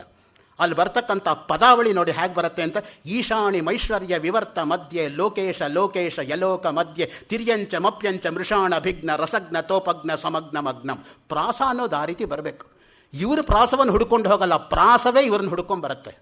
ಬಾಣನ ಬಗ್ಗೆ ವೆಬರ್ ಒಂದು ಕಡೆ ಹೇಳ್ತಾನೆ, Bana never went in search of words, on the contrary words came rushing and gushing towards Bana ಅಂತ. ಅವನು ಯಾವತ್ತೂ ಪದಗಳನ್ನು ಹುಡ್ಕೊಂಡು ಹೋಗ್ಲಿರುತ್ತೆ, ಪದಗಳೇ ಅವನು ಹುಡ್ಕೊಂಡು ಬರ್ತದೆ. ನನ್ನನ್ನು ಬಿಡಬೇಡ ಅಂತ. ಅದು ಪದದ ಮೇಲೆ ಇರ್ತಕ್ಕಂಥ ಹತೋಟಿ ಅವನಿಗೆ. ಪುಷ್ಣಾತಿ ಕಾವ್ಯಸ್ಯ ಮನೋರಮತ್ವಂ. ಅದು ಕಾವ್ಯವನ್ನು ಒಂದು ಮನೋಹರವಾಗಿರ್ತಕ್ಕಂಥ ಕಾವ್ಯವಾಗಿ ಪರಿಣಾಮ ಆಗುತ್ತೆ. ಪ್ರಸಾದ ಮಾಧುರ್ಯ ಗುಣಾನ್ವಿತತ್ವ. ನೋಡಿ, ಪ್ರಸಾದ ಗುಣ, ಮಾಧುರ್ಯ ಗುಣ ಇದೆಲ್ಲವೂ ಕೂಡ ಒಂದು ಒಳ್ಳೆಯ ಕಾವ್ಯದಲ್ಲಿ ಇರಬೇಕು ಅಂತ ಆಲಂಕಾರಿಕರು ಹೇಳ್ತಾರೆ. ಅದೆಲ್ಲವೂ ಕೂಡ ಇದೆ. ರಸಾನುಕೂಲಾಂ ಸತತಂ ಪ್ರಯುಂಕ್ತೆ ಭಾಷಾಂ ಪ್ರಸನ್ನ ಮಧುರಾಂ ಕ್ವಚಿಚ್ಚ ಓಜ ಕ್ವಚಿತ್ ದೀರ್ಘ ಸಮಾಸನಿಷ್ಠ ಕ್ಲಿಷ್ಟ ಪ್ರಯೋಗಾಶ್ಚ ಕ್ವಚಿತ್ ದೃಷ್ಟ. ನೋಡಿ, ಕೆಲವು ಕಡೆ ಕ್ಲಿಷ್ಟ ಪ್ರಯೋಗಗಳು ಅದು ಕೂಡ ಇದೆ. ಗ್ರಂಥಿ ಅಂತ ಅವನೇ ಹೇಳ್ಕೋತಾನೆ ಮುಂದೆ. ಈ ನೈಷಧದ ಬಗ್ಗೆ ನನಗೆ ಉಪಕಾರ ಮಾಡಿರ್ತಕ್ಕಂಥ 2 ಗ್ರಂಥಗಳನ್ನು ನಾನು ಸ್ಮರಣೆ ಮಾಡಲೇಬೇಕು.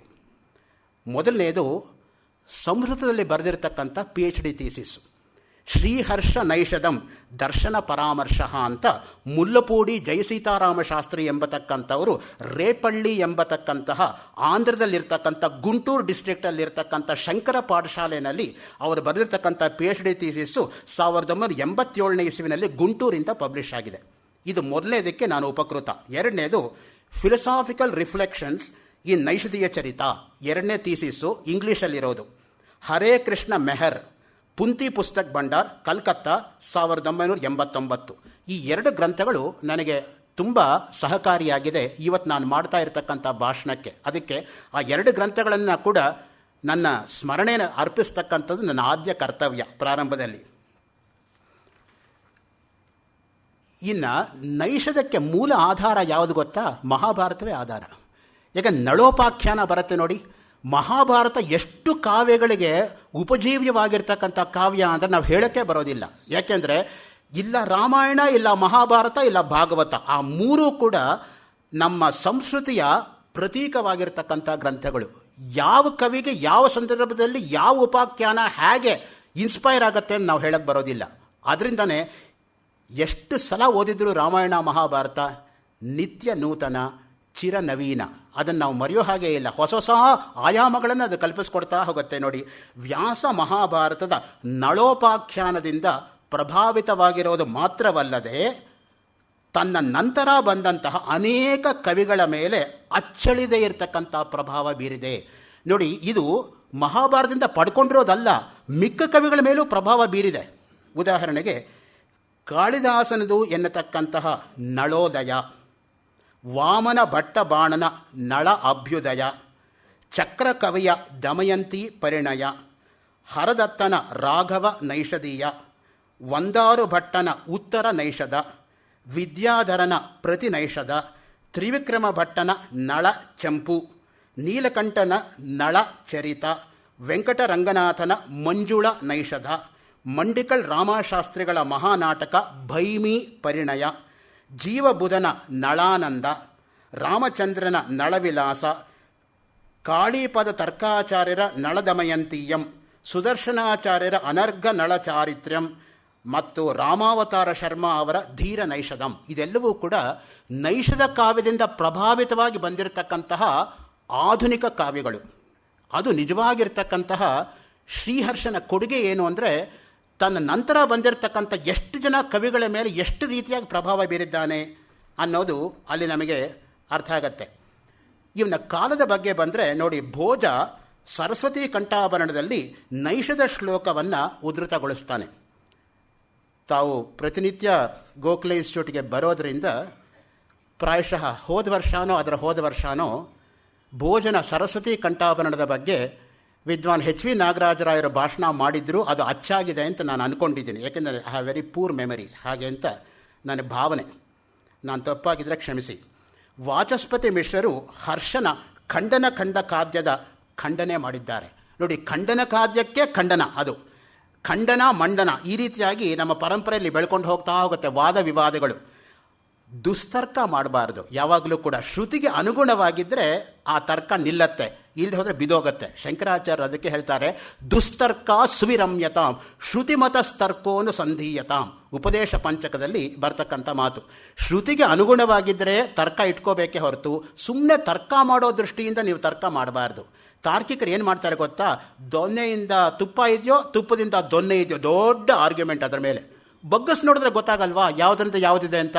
ಅದಕ್ಕಷ್ಟೆಲ್ಲ ಮಾಡಬೇಕಾ? ಎದುರುಗಡೆ ದೊಡ್ಡ ಆನೆ ನಿಂತಿದೆ, ಅದನ್ನು ಆನೆ ಅಂತ ಅವ್ರು ನಂಬೋದಿಲ್ಲ, ಅದು ಗೀಳಿಡಬೇಕು. ಗೀಳಿಡ್ತಕ್ಕಂಥ ಶಬ್ದ ಆನೆ ಬಾಯಿಂದ ಬರೋದ್ರಿಂದ ನನ್ನ ಎದುರುಗಡೆ ಇರ್ತಕ್ಕಂಥ ಪ್ರಾಣಿ ಗೀಳಿಡ್ತಾ ಇರೋದ್ರಿಂದ ಇದು ಆನೆಯೇ ಆಗಿರಬೇಕು ಅಂತ ಅವ್ನು ತೀರ್ಮಾನಕ್ಕೆ ಬರೋಷ್ಟೊತ್ತಿಗೆ ಅದು ಬಂದು ಅವ್ನು ತುಳಿದಾಕ್ಬಿಟ್ರತ್ತೆ, ಅವ್ನು ಇರೋದೇ ಇಲ್ಲ ಅಲ್ಲಿ. ಸೊ ಆ ದೃಷ್ಟಿಯಿಂದ ಎಲ್ಲಿ ಕೊನೆ ಮೊದಲು ಈ ರೀತಿ ವಾದ ಮಾಡ್ತಾ ಇದ್ರೆ, ತಾರ್ಕಿಕ ಘಟಪಟೇತಿ ರಟೇಯು ಶಾಬ್ದಿಕ ಖಪಚಟೇತಿ ಪಟೇಯು ಮಾದೃಶಾಂತ ಸತತಂ ಸ್ಮರಣೀಯೌ ಚಂದ್ರಚೂಡಚರಣೌ ರಮಣೀಯೌ ಕಿಂತರ್ಕೇಣ ವಿತರ್ಕಿತೇನ ಶತಶೋ ಜ್ಞಾನೇನ ಕಿಂ ಛಂದಸ ಕಿಂ ಪೀತೇನ ಸುಧಾರಸೇನ ಬಹುಧಾ ಸ್ವಾಧ್ಯಾಯ ಪಾಠೇನ ಕಿಂ ಅಭ್ಯಸ್ತೇನ ಚ ಲಕ್ಷಣೇನ ಕಿಮಹೋ ಧ್ಯಾನೇನ ಚೇತ್ ಸರ್ವದಾ ಲೋಕಾಲೋಕ ವಿಲೋಕನೈಕ ಕುಶಲ ಜ್ಞಾನೇ ಹೃದಿ ಬ್ರಹ್ಮಣಃ ಘಟೋ ವಾ ಮೃತ್ಪಿಂಡೋಪಿ ನಿರ್ಪಚ ಧೂಮೋಗ್ನಿರಚಲಃ ಪಟೋ ವಾ ತಂತುರ್ವಾ ಪರಿಹರತಿ ಕಿಂ ಘೋರ ಶಮನಂ ವೃಥಾ ಕಂಠಕ್ಷೋಭಂ ವಾಸಿತರಸ ತರ್ಕವಚಸ ಪದಾಂಬೋಜಂ ಶಂಭೋರ್ಭಜ ಪರಮಸೌಖ್ಯಂ ರಜಸುದೀ. ಈ ರೀತಿಯಾಗಿ ತರ್ಕದ ಒಂದು ಖಂಡನೆ ನಮ್ಮಲ್ಲಿ ಅಲ್ಲೇ ಕಂಡುಬರುತ್ತೆ. ನಾನು ಹೇಳಿರ್ತಕ್ಕಂಥದ್ದು ಅಪ್ಪಯ್ಯ ದೀಕ್ಷಿತರ ದುರ್ಗಾಚಂದ್ರ ಕಲಾಸ್ತುತಿ 22ನೇ ಶ್ಲೋಕ. ಶೇಷಾಚಲ ಶರ್ಮರು ವೇದಮಾತಾ ಎಂಬತಕ್ಕಂಥ ಗೃಹದಲ್ಲಿ ಗಿರಿನಗರದಲ್ಲಿ 8ನೇ ಕ್ರಾಸಲ್ಲಿ ಅಕ್ಷರಂ ಪಕ್ಕದಲ್ಲಿ 8 ವರ್ಷದ ಕೆಳಗೆ ಅನುವಾದ ಮಾಡಿ ಈಗ ಪುಸ್ತಕ ಸಿಗ್ತಾ ಇಲ್ಲ. ಎರಡನೇದು ಮುಖ್ಯವಾಗಿ ನಾವು ಇಟ್ಕೋಬೇಕಾಗಿರೋದು, ಸಾಯಣ ಮಾಧವರು ಶ್ರೀ ಶಂಕರ ದಿಗ್ವಿಜಯದಲ್ಲಿ ಹರ್ಷ ಶಂಕರರ ಸಮಕಾಲೀನ ಎಂಬುದಾಗಿ ವಾದ ಮಾಡ್ತಾನೆ. ಸೊ ಅದು ಸಾಯಣ ಮಾಧವರ ಒಂದು ಅಭಿಪ್ರಾಯ. ಇನ್ನು ಚಿಂತಾಮಣಿ ಮಂತ್ರ ಉಪಾಸಕನಾಗಿರ್ತಕ್ಕಂಥ ಹರ್ಷ, ನೋಡಿ ಹರ್ಷನಿಗೆ ಇಷ್ಟು ಪಾಂಡಿತ್ಯ ಹೇಗೆ ಬಂತು, ಎಲ್ಲಿಂದ ಬಂತು, ಕವಿಸ್ಫುರಣೆ ಹೇಗಾಯಿತು ಅಂದರೆ, ಚಿಂತಾಮಣಿ ಮಂತ್ರವನ್ನು ಅವನು ಉಪಾಸನೆ ಮಾಡ್ತಾ ಇದ್ದ ಯಾವಾಗಲೂ ಕೂಡ. ನೋಡಿ, ಯಾವತ್ತೂ ಕೂಡ ನನಗೆ ಶಕ್ತಿ ಇಲ್ಲ ಅಂತ ಹೇಳಬೇಕೆ ಹೊರತು ಮಂತ್ರಕ್ಕೆ ಶಕ್ತಿ ಇಲ್ಲ ಅಂತ ಮಾತ್ರ ಯಾರು ಹೇಳಬಾರ್ದು. ಇವತ್ತಿಗೂ ನಡೆಯುತ್ತೆ. ಯಾರಿಗೆ ಮಂತ್ರ ಸಿದ್ಧವಾಗಿರುತ್ತೋ ಅದಕ್ಕೆ ಹೇಳೋದು, ಬೇಡಪ್ಪ ಅವ್ರ ಸಹವಾಸ ಮಾತಾಡಿಸೋದು ಬೇಡ ಅಂತ. ಏಕೆಂದರೆ ನನ್ನ ಕೈಯಲ್ಲಿ ಆಗಲ್ಲ ಅಂತ ಹೇಳಬೇಕೆ ಹೊರತು ಯಾರ ಕೈಯಲ್ಲೂ ಆಗಲ್ಲ ಅಂತ ಮಾತ್ರ ಹೇಳಬಾರ್ದು. 60 ಅಡಿ ಬಾವಿಲಿರ್ತಕ್ಕಂಥ ನೀರನ್ನು ಒಂದು ಮಂತ್ರ ಹೇಳಿ ನೀರು ಆಚೆ ಬಂದು ಸ್ನಾನ ಮಾಡಿರ್ತಕ್ಕಂಥ ಘಟನೆ 70 ವರ್ಷದ ಕೆಳಗೆ ಆಯಿತು ಅಂತ 42 ವರ್ಷದ ಕೆಳಗೆ ನನ್ನ ತಾತಾನೇ ನನಗೆ ಹೇಳಿರೋದ್ರಿಂದ, ಇಮಮ್ಮೆ ಗಂಗೆ ಯಮುನೆ ಸರಸ್ವತಿ ಶುತೋದ್ರೈ ಸ್ತೋಮಗಂ ಸಜತ ಪರುಷ್ಣ್ಯ ಅಸಿಕ್ನಿಯ ಮರುದ್ವದೇ ವಿತಸ್ತಯಾರ್ಜೀಕೀಯೇ ಶುಣುಹ್ಯ ಸುಶೋಮಯ. ಮೈಸೂರಿಂದ ಬೆಂಗಳೂರಿಗೆ ನಡ್ಕೊಂಡು ಬರ್ತಾ ಇದ್ರಂತೆ. ಮಂಡ್ಯ ಹತ್ತಿರ ಬಂದಿದ್ದಾರೆ, ಮಾಧ್ಯಾಹ್ನಿಕ ಸಂಧ್ಯಾವನೆ ಮಾಡಬೇಕು, ಬಾವಿ ನೋಡ್ತಾ ಇದ್ದಾರೆ. ಯಾರೋ ಬಾವಿ ತೋರಿಸ್ಬಿಟ್ಟು ಹೊಟ್ಟೋದ್ರಂತೆ ಸ್ನಾನ ಮಾಡ್ಕೊಳ್ಳಿ ಅಂತ. ಇವರೇನು ಅಂದ್ಕೊಂಡ್ರು, ಹಗ್ಗ ತರಕ್ಕೆ ಹೋಗಿದ್ದಾರೆ ಅಂತ ಕಾದ್ಕೊಂಡು ಕೂತಿದ್ದಾರೆ. 1 ಗಂಟೆ ಆದಮೇಲೆ ಅವ್ರು ಬಂದು ಸ್ನಾನ ಆಯ್ತಾ ಅಂತ ಕೇಳಿದ್ರಂತೆ. ಅಲ್ಲ ಸ್ವಾಮಿ, ಸ್ನಾನ ಆಯ್ತಾ ಅಂತ ಕೇಳ್ತೀರಲ್ಲ, ಹೀಗೋ ನಿಮ್ಮ ಸಮಾಚಾರ ಅಂದ್ಬಿಟ್ಟು ಅವ್ರು ಈ ಮಂತ್ರ ಉಚ್ಚಾರ ಮಾಡಿದಾಗ 60 ಅಡಿ ಬಾವಿಲಿರ್ತಕ್ಕಂಥ ನೀರು ಬಂದು ಅವ್ರ ತಲೆ ಮೇಲೆ ಬಿದ್ದು ಅವ್ರಿಗೆ ಸ್ನಾನ ಆಯ್ತಂತೆ. ಅದರಿಂದ ನನ್ನ ಕೈಯಲ್ಲಿ ಆಗಲ್ಲ ಅಂತ ಹೇಳಬೇಕೇ ಹೊರತು ಯಾರ ಕೈಯಲ್ಲೂ ಆಗಲ್ಲ ಅಂತ ಮಾತ್ರ ಹೇಳಬಾರ್ದು. ಆ ದೃಷ್ಟಿಯಿಂದನೇ ಗೋವಿಂದ ನಂದನತನಯಾಚ ವಪುಶ್ರಿಯಾಚ ಅಸ್ಮಿನ್ ನೃಪೇ ಕುರುತ ಕಾಮಧಿಯಂ ತರುಣ್ಯ ಅಸ್ತ್ರೀ ಕರೋತಿ ಜಗತೆ ವಿಜಯ ಸ್ಮರಸ್ತ್ರೀ ಅಸ್ತ್ರೀ ಜನ ಪುನರನೇನ ವಿಧೀಯತೆ ಸ್ತ್ರೀ. ಮಮ್ಮಟನ ಸಂಬಂಧಿಯಾದ ಇವನು ಕಾಶ್ಮೀರದವನು ಅನ್ನೋದಕ್ಕೆ ನಮಗೆ ಉಲ್ಲೇಖ ಸಿಗತ್ತೆ. ಕಾಶ್ಮೀರದವರು ಅಂತ ಹೇಳೋದಕ್ಕೆ ಒಂದು ಕ್ಲೂ ಏನು ಗೊತ್ತಾ, ಟಾಯಿಂದ ಎಂಡಾಗತ್ತೆ, ಇಲ್ಲ ನಾಯಿಂದ ಎಂಡಾಗತ್ತೆ ಕೊನೆಯ ಅಕ್ಷರ. ಕಲ್ಹಣ, ಬಲ್ಹಣ, ಜಿಲ್ಹಣ, ಮಲ್ಹಣ, ಕೈಯಟ, ಭಲ್ಲಟ, ಲೊಲ್ಲಟ ಅದೆಲ್ಲವೂ ನೋಡಿ, ಇಲ್ಲ ನಾ ಎಂಡಿಂಗು ಇಲ್ಲ ಟಾ ending. They are invariably from Kashmir ಅಂತ ಆಟೋಮ್ಯಾಟಿಕ್ಕಾಗಿ ಹೇಳ್ಬೋದು. ಶ್ರೀನಗರಿಂದ Kashmir Sanskrit series books publish ಆಗಿ ಬರ್ತಾಯಿತ್ತು 100 ವರ್ಷದ ಹಿಂದೆ. ನೋಡೋಕ್ಕೆ ಎಷ್ಟು ಚೆನ್ನಾಗಿರ್ತಾಯಿತ್ತು ಅಂದರೆ ಗೋಲ್ಡನ್ ಕಲರ್ ಬೈಂಡಿಂಗು ಅದಿರ್ತಾ ಇದ್ದಿದ್ದು. ಮುಟ್ಟಿದ್ರೆ ಇನ್ನು ಮುಟ್ಟೋಣ ಅಂತ ಅನಿಸ್ತಾ ಇತ್ತು. ಆ ತರಹ you have to handle books, there lies the pleasure. ನಿಜವಾಗಿ ಕೆಲವು ಪುಸ್ತಕಗಳು ಮುಟ್ಟಿದ್ರೇ ಒಂದು ಸೌಭಾಗ್ಯ. ಆ ತರಹ ಒಂದು ಮಾತು. ಮಮ್ಮಟನ ಸಂಬಂಧಿಯಾದ ಇವನು ಕಾಶ್ಮೀರದವನು, ಖಂಡನ ಖಂಡಕಾದ್ಯ ಎಂಬ ಗ್ರಂಥಕರ್ತೃವೆಂದು ಚಂಡೂ ಪಂಡಿತನ ಈ ಹೇಳಿಕೆಯಿಂದ ಸ್ಪಷ್ಟವಾಗುತ್ತದೆ. ಶ್ರೀಹರ್ಷ ಸ್ವಪಿತು ವಿಜೇತು ಉದಯನಸ್ಯ ಕೃತೀ ಖಂಡನ ಖಂಡಕಾದ್ಯ ನಾಮಕ ಗ್ರಂಥೇನ ಅಖಂಡಯತ್. ಸ್ಪಷ್ಟವಾಗಿ ಅದಕ್ಕೆ ಉಲ್ಲೇಖ ಸಿಗತ್ತೆ. ಹರ್ಷನ ತಂದೆ ಹೆಸರು ಹೀರನೆಂದು, ತಾಯಿ ಹೆಸರು ಮಾಮಲ್ಲದೇವಿ ಎಂದು ತಿಳಿದು ಬರೋದಕ್ಕೆ ಈ ಶ್ಲೋಕವೇ ಕಾರಣ. ಶ್ರೀಹರ್ಷಂ ಕವಿರಾಜ ರಾಜಿ ಮುಕುಟಾಲಂಕಾರ ಹೀರಸ್ಸುತಂ ಶ್ರೀಹೀರ ಸುಷುವೆ ಜಿತೇಂದ್ರಿಯ ಚಯಂ ಮಾಮಲ್ಲದೇವಿ ಚಯಂ. ವಿಜಯಚಂದ್ರರಾಜನ ಸ್ತುತಿಯನ್ನು ಆಧರಿಸಿ ವಿಜಯ ಪ್ರಶಸ್ತಿ ಎಂಬತಕ್ಕಂಥ ಕೃತಿಯನ್ನು ಕೂಡ ಇವನು ಬರೆದಿದ್ದಾನೆ. ತಸ್ಯ ಶ್ರೀ ವಿಜಯ ಪ್ರಶಸ್ತಿ ರಚನಾ ತಾತಸ್ಯ ಎಂಬ ವಾಕ್ಯ ಪಲ್ಲವಿ ತರಹ ಬರ್ತಾ ಹೋಗುತ್ತೆ. ಮತ್ತು ಹರ್ಷನ ಮೇಧಾಶಕ್ತಿ, ಎಂಥ ಮೇಧಾಶಕ್ತಿ ಇತ್ತು ಹರ್ಷನಿಗೆ ಅಂದರೆ, ನಮ್ಮಲ್ಲಿ ಮೇಧಾ ಸೂಕ್ತ ಅಂತಲೇ ಒಂದು ಸೂಕ್ತ ಇದೆಯಪ್ಪ ಋಗ್ವೇದದಲ್ಲಿ. ಅದನ್ನು ಹೇಳಿದರೆ ಪ್ರತಿಯೊಬ್ಬರ ಒಂದು ಮೇಧಾಶಕ್ತಿಯೂ ಕೂಡ ಇಂಪ್ರೂವ್ ಆಗುತ್ತೆ ಅಂತ ಹೇಳ್ತಾರೆ. ಮಯಿ ಮೇಧಾಂ ಮಯಿ ಪ್ರಜಾಂ ಮಯಿ ಯಜ್ಞಸ್ತೇಜೋ ದದಾತು ಮಯಿ ಮೇಧಾಂ ಮಯಿ ಪ್ರಜಾಂ ಮಯಿ ಸೂರ್ಯೋ ಭ್ರಾಜೋ ದದಾತು ಅಂತ ಕೊನೆ ಆಗುತ್ತೆ ಆ ಮೇಧಾ ಸೂಕ್ತ. ರಾಮಕೃಷ್ಣಾಶ್ರಮದಲ್ಲಿರ್ತಕ್ಕಂಥ ಸಸ್ವರ ವೇದ ಮಂತ್ರ ಗ್ರಂಥದ 72-73ನೇ ಪುಟ ನೀವು ತೆಗೆದು ನೋಡಿದ್ರೆ 5 ನಿಮಿಷದಲ್ಲಿ ಪೂರ್ತಿ ಮೇಧಾ ಸೂಕ್ತ ಓದ್ಬೋದು. ಅಂತಹ ಮೇಧಾ ಸೂಕ್ತ ಓದ್ತಾ ಇದ್ದರೆ ಪಠಣ ಮಾಡಿ ಮಾಡಿ ಮಾಡಿ ಮೇಧಾಶಕ್ತಿ ಅನ್ನೋದು ಇಂಪ್ರೂವ್ ಆಗುತ್ತೆ. ಹರ್ಷ ವಿಜಯಚಂದ್ರನ ಆಸ್ಥಾನ ಕವಿಯಾಗಿದ್ದು ನೈಷಧೀಯ ಚರಿತವನ್ನು ರಚಿಸಿದ. ಅದನ್ನು ಕಾಶ್ಮೀರದ ಶಾರದಾ ಪೀಠಕ್ಕೆ ತೆಗೆದುಕೊಂಡು ಹೋಗಿ ವಿದ್ವಾಂಸರೆದುರಿಗೆ ಮಂಡಿಸಿದ. ನೋಡಿ, ಇವತ್ತು ಆ ಜಾಗ ಎಲ್ಲಿದೆ ಅಂದರೆ ಭಾರತಕ್ಕೆ ಸೇರಿರ್ತಕ್ಕಂತಹ ಕಾಶ್ಮೀರ ಅಲ್ಲ, ಪಾಕಿಸ್ತಾನ್ ಆಕ್ಯುಪೈಡ್ ಕಾಶ್ಮೀರ್ ಆ ಜಾಗ ಇರತಕ್ಕಂಥದ್ದು. Kashmir the glory of India ಅಂತ ಶಂಕರ ಟಿ ವಿ ಚಾನೆಲ್ ಅವರು 3 ವರ್ಷದ ಕೆಳಗೆ ಒಂದು ಇಂಟರ್ವ್ಯೂ ಮಾಡಿದರು. ಅಲ್ಲೊಂದು 3 ಗಂಟೆ ಹೆಚ್ಚು ಕಡಿಮೆ ಮಾತಾಡಿದ್ದೆ. ಕಾಶ್ಮೀರ ಯಾವ ರೀತಿ ಸಮೃದ್ಧ ಸಾಹಿತ್ಯಕ್ಕೆ ಕೊಡುಗೆ ಕೊಟ್ಟಿದೆ ಅಂತ. ಆ ದೃಷ್ಟಿಯಿಂದ ಎಂಥ ಅದ್ಭುತವಾಗಿರ್ತಕ್ಕಂಥ ಕೊಡುಗೆ ನೋಡಿ. ಅಲ್ಲಿ ಕಾಶ್ಮೀರದ ಶಾರದಾ ಪೀಠಕ್ಕೆ ತೆಗೆದುಕೊಂಡು ಹೋಗಿ ವಿದ್ವಾಂಸರ ಎದುರಿಗೆ ಮಂಡಿಸಿದ. ಶಾರದೆ ಪ್ರಸನ್ನಳಾದಳು. ಆದರೆ ವಿದ್ವಜ್ಜನರು ತಲೆದೂಗಲಿಲ್ಲ. ಅವರಿಗೆ ಹೊಟ್ಟೆ ಕಿಚ್ಚು ಶುರುವಾಗೋಯ್ತು. ನಮ್ಮಲ್ಲಿ ಏನಿದೆ ಅಂದರೆ, ಒಳ್ಳೆ ಗುಣ ಇರೋರಿಗೆ ಬೇರೆಯವರೆಲ್ಲ ಒಳ್ಳೆಯ ಗುಣ ನೋಡಿದರೆ ಅಸೂಯೆ ಉಂಟಾಗತ್ತೆ. ಯಾರಲ್ಲಿ ಒಳ್ಳೆ ಗುಣವೇ ಇಲ್ಲವೋ ಅವ್ರಿಗೆ ಬೇರೆಯವರೆಲ್ಲ ಒಳ್ಳೆ ಗುಣ ಅರ್ಥ ಆಗಲ್ಲ. ಒಳ್ಳೆ ಗುಣ ಇರೋರು ಬೇರೆಯವರು ನೋಡಿ ಅಸೂಯೆ ಪಡ್ತಾರೆ. ತನ್ನಲ್ಲೂ ಒಳ್ಳೆ ಗುಣ ಇಟ್ಕೊಂಡು ಬೇರೆಯವರ ಒಳ್ಳೆ ಗುಣವನ್ನು ಎತ್ತಿ ಆಡ್ತಕ್ಕಂಥವ್ರು ವಿರಳರು ಸರಳರು ಅಂತ ನೀಲಕಂಠ ದೀಕ್ಷಿತ ನೀಲಕಂಠ ವಿಜಯ ಚಂಪು ಗ್ರಂಥದ 1ನೇ ಆಶ್ವಾಸದ 2ನೇ ಶ್ಲೋಕದಲ್ಲಿ ಹೇಳ್ತಾನೆ. ನಾ ಗುಣಿ ಗುಣಿನಂ ವೇತ್ತಿ ಗುಣಿ ಗುಣಿಷು ಮತ್ಸರಿ ಗುಣೀಚ ಗುಣ ರಾಗೀಚ ವಿರಲ ಸರಲೋಜನ ಅಂತ. ಆ ದೃಷ್ಟಿಯಿಂದ ಇಲ್ಲಿ ನೋಡಿ, ಕಾಶ್ಮೀರ ರಾಜನ ಸಂದರ್ಶನ ಸಿಗಲಿಲ್ಲ. ಅರಮನೆ ಪಂಡಿತರು ಅಸೂಯೆಯಿಂದ ರಾಜನ ದರ್ಶನ ಆಗದಂತೆ ತಡೆ ಮಾಡಿದರು. ಹರ್ಷ ನದಿ ತೀರದಲ್ಲಿ ದುಃಖಿತನಾಗಿ ಕುಳಿತಿದ್ದಾಗ 2 ಗ್ರಾಮೀಣ ಸ್ತ್ರೀಯರಲ್ಲಿ ಜಗಳ ಆಯಿತು. ಆ ದೂರು ದೊರೆಗೆ ಮುಟ್ಟಿತು. ದೊರೆ ವಿಮರ್ಶೆ ಮಾಡ್ತಾ, ನೀವು ಜಗಳ ಆಡುವಾಗ ಅಲ್ಲಿ ಯಾರಿದ್ದರು, ಸಾಕ್ಷಿ ಯಾರು ಎಂದು ಕೇಳಿದರು. ಆ ಸ್ತ್ರೀಯರು ಸಮೀಪದಲ್ಲಿ ಒಬ್ಬ ಬ್ರಾಹ್ಮಣ ಕುಳಿತಿದ್ದ ಎಂದು ಹೇಳಿದರು. ರಾಜಾಜ್ಞೆಯಂತೆ ದೂತರು ಹರ್ಷನನ್ನು ರಾಜನ ಎದುರುಗಡೆ ಕರ್ಕೊಂಬಂದರು. ಹರ್ಷ ಹೇಳ್ದ, ಮಹಾರಾಜ, ನಾನು ಪರದೇಶದಿಂದ ಬಂದಿರತಕ್ಕಂಥವನು, ಈ ದೇಶದ ಭಾಷೆ ನನಗೆ ಖಂಡಿತ ಗೊತ್ತಿಲ್ಲ, ಆದರೆ ಆ ಸ್ತ್ರೀಯರು ಏನೇನು ಹೇಳಿ ಜಗಳ ಆಡಿದರು ಅಂತ ಆ ವಾಕ್ಯಗಳನ್ನೇ ಉಚ್ಚಾರ ಮಾಡ್ತೀನಿ ಅಂತ ಹೇಳ್ದ. ಒಂದು ಸಲ ಕೇಳಿದರೆ ಆ ವಾಕ್ಯಗಳು ಹಾಗೆಯೇ ತಲೆಯಲ್ಲಿ ನಿಲ್ತಕ್ಕಂಥದ್ದು, ಅದು ಮೇಧಾಶಕ್ತಿ. ವಿವೇಕಾನಂದರಿಗೆ ಆ ರೀತಿ ಇತ್ತು ಅಂತ ಹೇಳ್ತಾರೆ.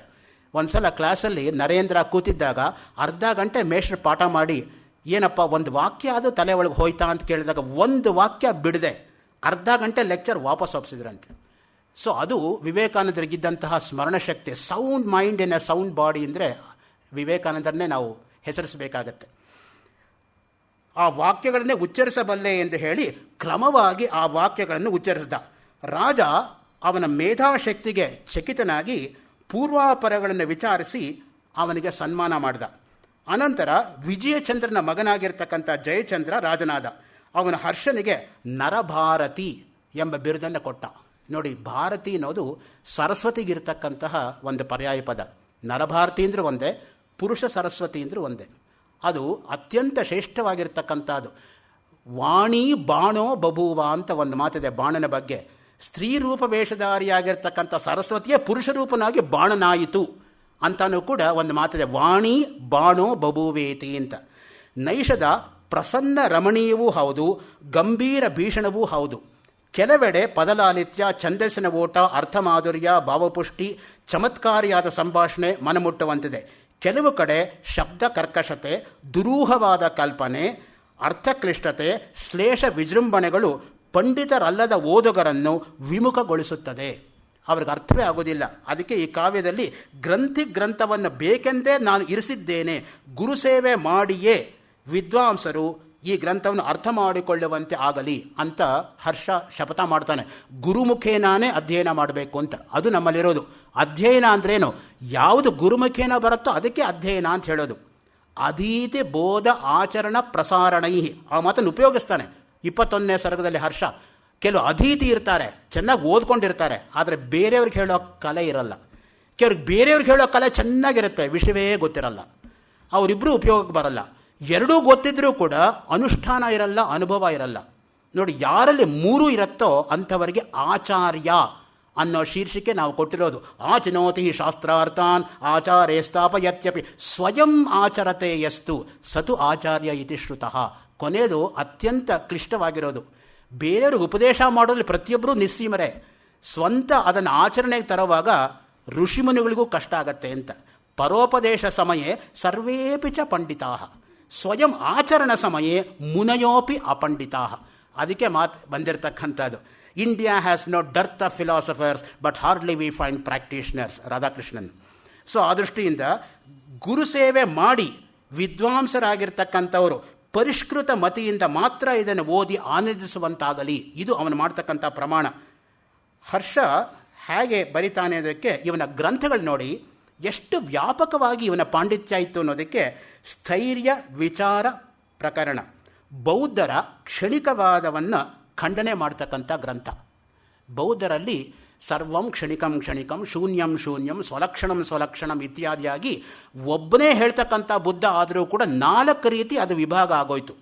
ಅದಕ್ಕೆ ಸರ್ವದರ್ಶನ ಸಂಗ್ರಹದಲ್ಲಿ ಮಾಧವ ವಿದ್ಯಾರಣ್ಯರು ಕೊಡ್ತಕ್ಕಂಥ ಉದಾಹರಣೆ ಏನು ಅಂದರೆ ಗತೋಸ್ತ ಮರ್ಕಃ, ಆಕಾಶದಲ್ಲಿ ಸೂರ್ಯ ಮುಳುಗ್ತಾ ಇದ್ದಾನೆ. ಸೂರ್ಯ ಮುಳುಗುವಿಕೆಯನ್ನು ನೋಡಿರ್ತಕ್ಕಂಥ ಅನೂಚಾನವಾಗಿರ್ತಕ್ಕಂಥ ಬ್ರಾಹ್ಮಣ ನಾನು ಸಾಯಂ ಸಂಧ್ಯಾವನ್ನೇ ಮಾಡೋ ಟೈಮ್ ಆಯಿತು ಅಂತ ಓಡೋಡಿ ಮನೆಗೆ ಹೋಗ್ತಾ ಇದ್ದಾನೆ. ಪತಿವ್ರತ ಶಿರೋಮಣಿಯಾಗಿರ್ತಕ್ಕಂಥ ಹೆಂಗಸು ನಾನು ಗಂಡ ಮನೆಗೆ ಬರೋದ್ರೊಳಗೆ ಸೇರ್ಕೋಬೇಕು ಅಂತ ಅವಳು ಓಡೋಡಿ ಹೋಗ್ತಾ ಇದ್ದಾಳೆ.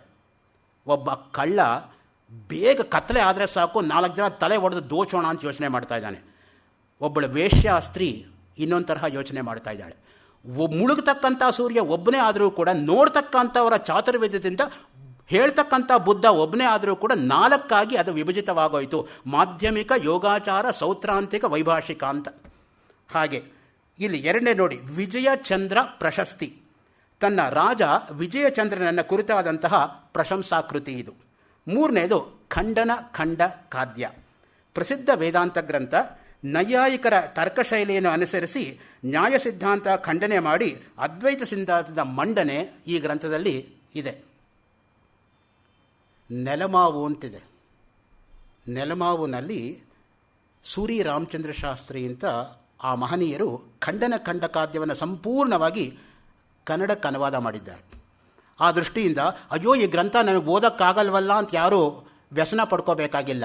ಭಾಷಾಂತರ ಕೂಡ ಇದೆ ಕನ್ನಡದಲ್ಲಿ. ನನಗೆ ಗೊತ್ತಿಲ್ಲ, ನಾನು ನೋಡಿಲ್ಲ ಅಂತ ಹೇಳಬೇಕೆ ಹೊರತು ಕನ್ನಡದಲ್ಲೇ ಇಲ್ಲ ಅಂತ ಹೇಳೋ ದುಸ್ಸಾಹಸಕ್ಕೆ ಮಾತ್ರ ಯಾರೂ ಹೋಗಬಾರ್ದು.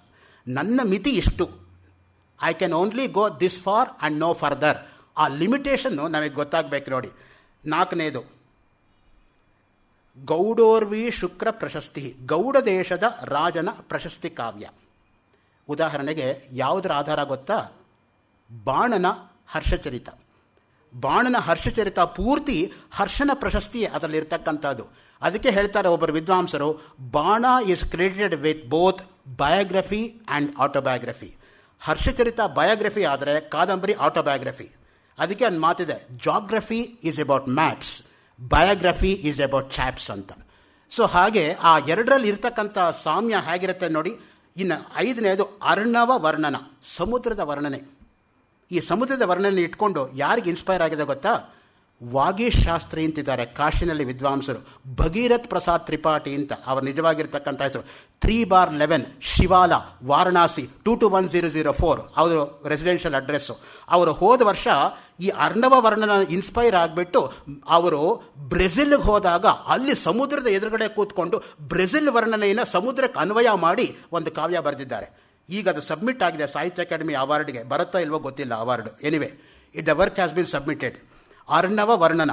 ಇದಾದ ಮೇಲೆ ಛಿಂದ ಪ್ರಶಸ್ತಿ ನೋಡಿ, ಛಿಂದ ಎಂಬತಕ್ಕಂಥ ರಾಜನ ಪ್ರಶಸ್ತಿ ಕಾವ್ಯ. ಆದಮೇಲೆ ಶಿವಶಕ್ತಿ ಸಿದ್ಧಿ, ಶಿವ ಮತ್ತು ಶಕ್ತಿಯ ಆರಾಧನಾ ವಿಷಯದಲ್ಲಿ ರಚಿತವಾಗಿರ್ತಕ್ಕಂಥ ಕಾವ್ಯ ನೋಡಿ. ಶಿವಶಕ್ತಿಯುಕ್ತೋ, ನೀವು ಕೇಳಿರ್ತಕ್ಕಂಥ ಮಾತೆ. ಶಿವ ಮತ್ತು ಶಕ್ತಿಯನ್ನು ಬೇರ್ಪಡಿಸೋದಕ್ಕಾಗೋದಿಲ್ಲ ಯಾವಾಗಲೂ ಕೂಡ. ಅದಕ್ಕೆ ನೀಲಕಂಠ ದೀಕ್ಷಿತ ಹೇಳ್ತಾನೆ, ದಂಪತಿ ಅಂತ ಹ್ರಸ್ವ ಹೇಳೋ, ದಂಪತಿ ಅಂತ ದೀರ್ಘ ಹೇಳೋ, ದಯವಿಟ್ಟು ನೀನೇ ಹೇಳಪ್ಪ ಶಿವ. ಎರಡೂ ತಪ್ಪೆ. ದಂಪತಿ ಅಂತ ಹ್ರಸ್ವ ಹೇಳಿದ್ರೆ ವ್ಯಾಕರಣದವ್ರು ಹಿಡ್ಕೋತಾರೆ, ಇವನಿಗೆ ಬೇಸಿಕ್ ಗ್ರಾಮರೇ ಗೊತ್ತಿಲ್ಲ ಅಂತ. ಅಫ್ಕೋರ್ಸ್ ಈಗ ಆಗಿರೋದು ಹಾಗೇನೆ, ವ್ಯಾಕರಣ ಅಂದರೆ ಕ್ಯಾಕರಣ.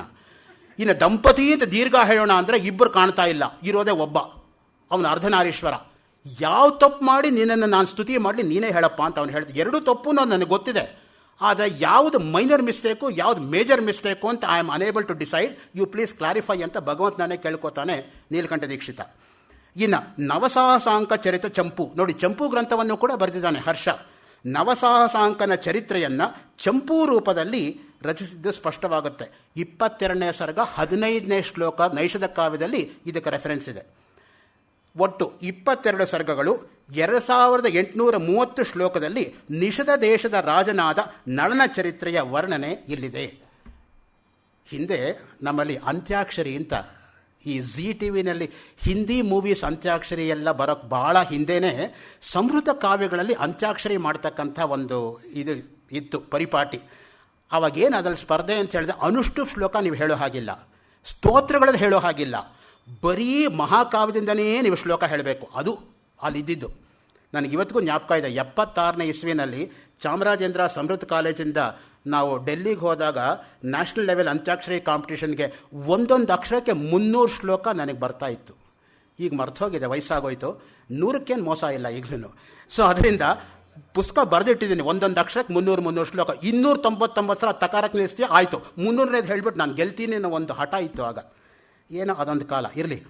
ನಳನ ವಿಸ್ತಾರವಾಗಿರ್ತಕ್ಕಂಥ ವರ್ಣನೆ, ನಳ ಹೇಗಿದ್ದಾನಪ್ಪ ಅನ್ನೋದರ ವರ್ಣನೆ ದಮಯಂತಿ ಮಾಡುತ್ತೆ ನೋಡಿ.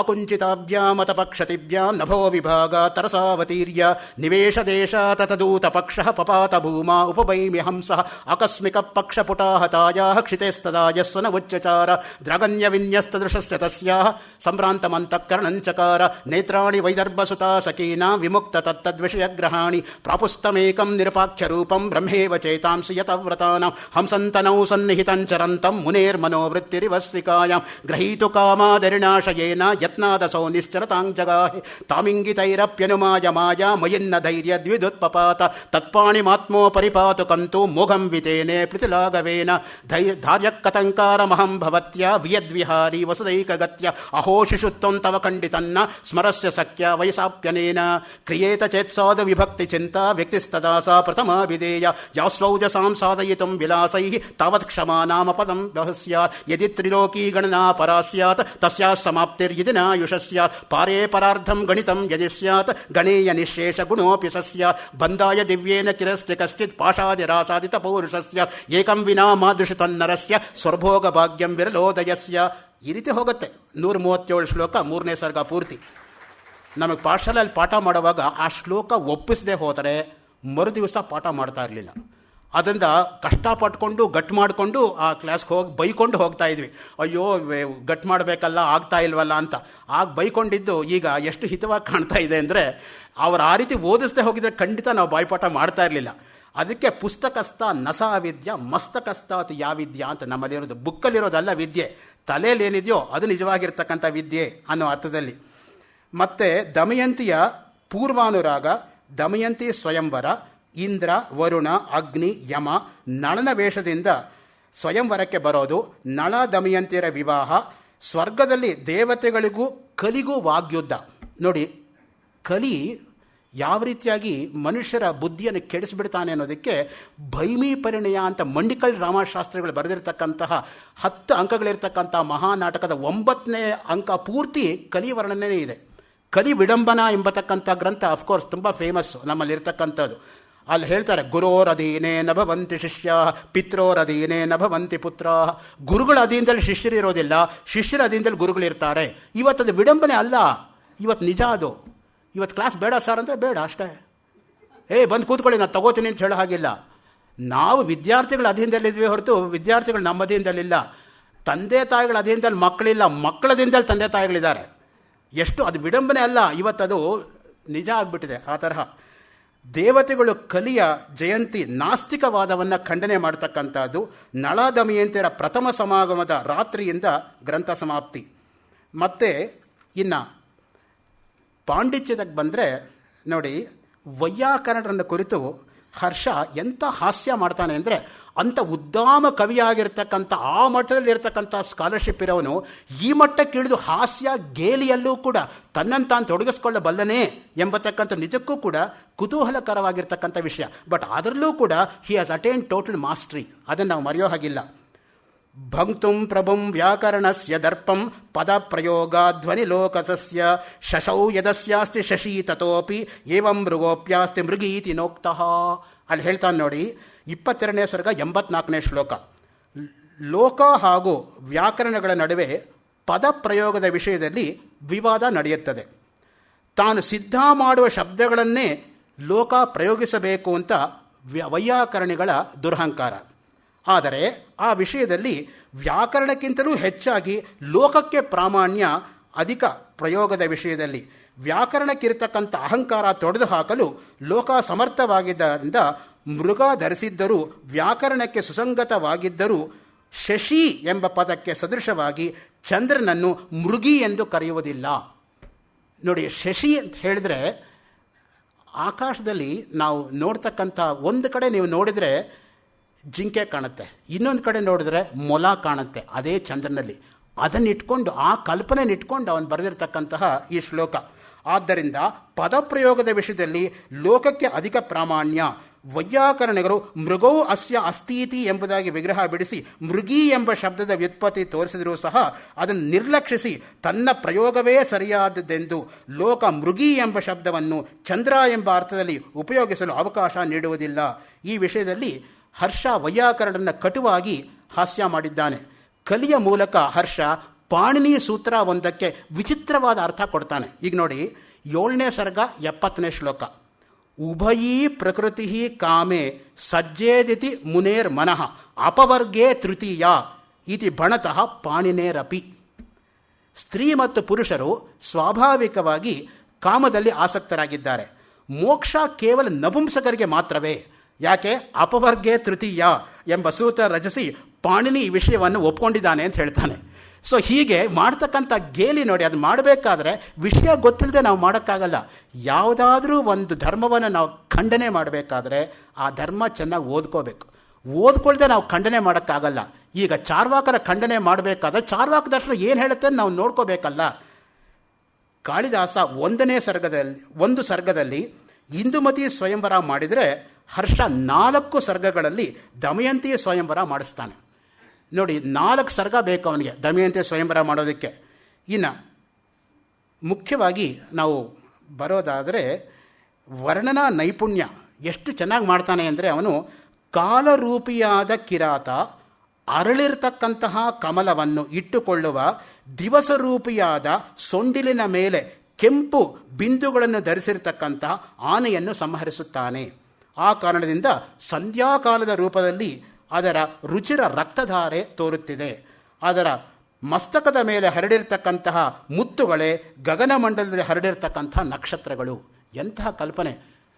ಅದು ಮುಖ್ಯವಾಗಿ ಉಪಜಾತಿ ಮತ್ತು ವಂಶಸ್ಥ ಕವಿಗೆ ಒಗ್ಗಿರ್ತಕ್ಕಂಥ ಪ್ರಿಯವಾದ ವೃತ್ತಗಳು. ಇನ್ನು ಹೇಳಲೇಬೇಕಾಗಿರ್ತಕ್ಕಂಥ ವಿಷಯ ಅಂದರೆ ಶ್ಲೇಷಾಲಂಕಾರ. ನೋಡಿ, 13ನೇ ಸರ್ಗ 34ನೇ ಶ್ಲೋಕದಲ್ಲಿ ಪಂಚನಳಿಯ ಪ್ರಸಂಗ. ದಮಯಂತಿನ ವರಿಸೋದಕ್ಕೆ ಇಂದ್ರ, ಅಗ್ನಿ, ಕುಬೇರ, ವರುಣ ಎಲ್ಲರೂ ನಳನ ವೇಷ ಹಾಕೊಂಡ್ಬಂದ್ಬಿಟ್ಟಿದ್ದಾರೆ. ಈಗ ನಿಜವಾಗಿರೋ ನಳ ಅಂತ ಹೆಂಗೆ ಕಂಡುಹಿಡಿಯೋದು? ಅದಕ್ಕೆ ನೋಡಿ, ಆ ಶ್ಲೋಕ ಎಷ್ಟು ಚಮತ್ಕಾರವಾಗಿದೆ ಅಂದರೆ, ದೇವಪತಿರ್ವಿದುಷ ನೈಷಧರ ಜಗತ್ಯ ನಿರ್ಣೀಯತೇನ ಕಿಮುನವ್ರಿಯತೆ ಭವತ್ಯ ನಾಯಂ ನಲೋಸ್ತಿ ತವಾತಿ ಮಹಾನಲಾಭೋ ಯದ್ಯೇನ ಮುಜ್ಜಸಿ ನರ ಕತರ ಪರಸ್ತೆ. ಶ್ಲೋಕ ಇದು. ಈಗ ಒಂದೊಂದು ತರಹ ನೀವು ಪದವಿ ಭಾಗ ಮಾಡಿದರೆ ಒಬ್ಬೊಬ್ಬ ದೇವತೆಗಳ ತರಹ ಅರ್ಥ ಬರ್ತಾ ಹೋಗುತ್ತೆ. ಈಗ ನೋಡಿ, ಚಮತ್ಕಾರ ಹೇಗಿದೆ ಅನ್ನೋದಕ್ಕೆ ಮೊದಲನೇದು ಇಂದ್ರನ ಪರವಾಗಿ. ಯಾಕಂದರೆ ದೇವೇಂದ್ರ ತಾನೇ, ಅದರಿಂದ ಮೊದಲು ಅವನ ಪರವಾಗಿ ಅರ್ಥ ಹೇಳಬೇಕು, ಇಲ್ಲದ್ರೆ ಅವನಿಗೆ ಕೋಪ ಬರುತ್ತೆ. ದೇವತೆಗಳು ಇಷ್ಟಪಡದೆ ಹೋದರೂ ಕೋಪ ಮಾಡ್ಕೊಂಡ್ಬಿಟ್ರೆ ಶಾಪ ಕೊಟ್ಬಿಡ್ತಾರೆ. ಅದರಿಂದಲೇ ಹೇಳೋದು ಯಾವಾಗಲೂ ನಾವು ದುರ್ಜನಂ ಪ್ರಥಮಂ ಒಂದೇ ಸಜ್ಜನಂ ತದನಂತರಂ ಅಂತ. ಮೊದಲು ಕೆಟ್ಟವ್ರಿಗೆ ನಮಸ್ಕಾರ ಮಾಡಿಬಿಡ್ಬೇಕು, ಇಲ್ಲದ್ರೆ ಹಾನಿ ಆಗುತ್ತೆ. ಒಳ್ಳೆಯವ್ರಿಗೆ ನಮಸ್ಕಾರ ಮಾಡದೆ ಹೋದ್ರು they don't mistake it, it's all right, ಹೊಟ್ಟೋಗ್ತಾರೆ ಅವ್ರು ಮುಂದಕ್ಕೆ. ಅದರಿಂದ ಯಾವಾಗಲೂ ಕೂಡ ಕೆಟ್ಟವರಿಗೇ ಮೊದಲು ಪ್ರಾಶಸ್ತ್ಯ. ವೆಂಕಟಾದ್ವರಿ ವಿಶ್ವಗುಣಾಶ ಚಂಪದಲ್ಲಿ ಏನು ಮಾಡ್ತಾನೆ ಅಂತ ಹೇಳಿದರೆ, ಮೊದಲು ಕೆಟ್ಟವ್ರನ್ನ ವರ್ಣನೆ ಮಾಡಿ ಆಮೇಲೆ ಒಳ್ಳೆಯವ್ರನ್ನ ಮಾಡ್ತಾನೆ. ಮೈಸೂರಲ್ಲಿರ್ತಕ್ಕಂಥ ಎಚ್ ವಿ ನಾಗರಾಜರಾಯರು ದುರ್ಜನ ಶತಕಂ ಸಜ್ಜನ ಶತಕಂ ಎರಡನ್ನೂ ಬರೆದಿದ್ದಾರೆ. ಮೊದಲು ದುರ್ಜನ ಶತಕಂ ಬರೆದುಬಿಟ್ರು, ಆಮೇಲೆ ಯಾಕೆ ಸರ್ ಹೀಗೆ ಮಾಡಿದರೆ, ಇರಪ್ಪ ಇನ್ನೂ ಒಂದು ಸಜ್ಜನ ಶತಕನೂ ಬರುತ್ತೆ ಮುಂದಕ್ಕೆ ಅಂತ ಹೇಳಿದರು. ಅದು ಬಂದಿದೆ ಈಗ. ಸೊ ಅದರಿಂದ ಮೊದಲು ದುರ್ಜನರು ಆಮೇಲೆ ಸಜ್ಜನರು. ಹಾಗೆ ಈಗ ನೋಡಿ, ಇಂದ್ರನ ಪರವಾಗಿ ವಿದುಷಿಯಾದ ದಮಯಂತಿಯೇ ಏಷಃ ನ, ಈ ಪುರುಷನು ಧರಾಜಗತ್ಯಾಹ ಭೂಲೋಕದ, ನೋಡಿ ಧರ ಅಂದರೆ ಭೂಹು ಅನ್ನೋದಕ್ಕೆ, ಪತಿ ಒಡೆಯ ಎಂಬುದಾಗಿ ನ ನಿಶ್ಚೀಯತೆ ನಿಶ್ಚಯಿಸಲ್ಪಡುವುದಿಲ್ಲ. ಯಾಕೆ? ದೇವಃ ಪತಿ, ದೇವತೆಗಳ ಒಡೆಯನಾಗಿರ್ತಕ್ಕಂಥ ದೇವೇಂದ್ರ ಇವನು ನಳನಲ್ಲ. ಭವತ್ಯಾಹ ನಿನ್ನಿಂದ ಕಿಂ ಅನುವ್ರಿಯತೆ ವರಿಸತಕ್ಕನಲ್ಲ. ಇಯಂ ಇವನು ಖಲು ನಿಶ್ಚಯವಾಗಿಯೂ ಕೂಡ ನ ನಳಃ ನಳರಾಜನಲ್ಲ.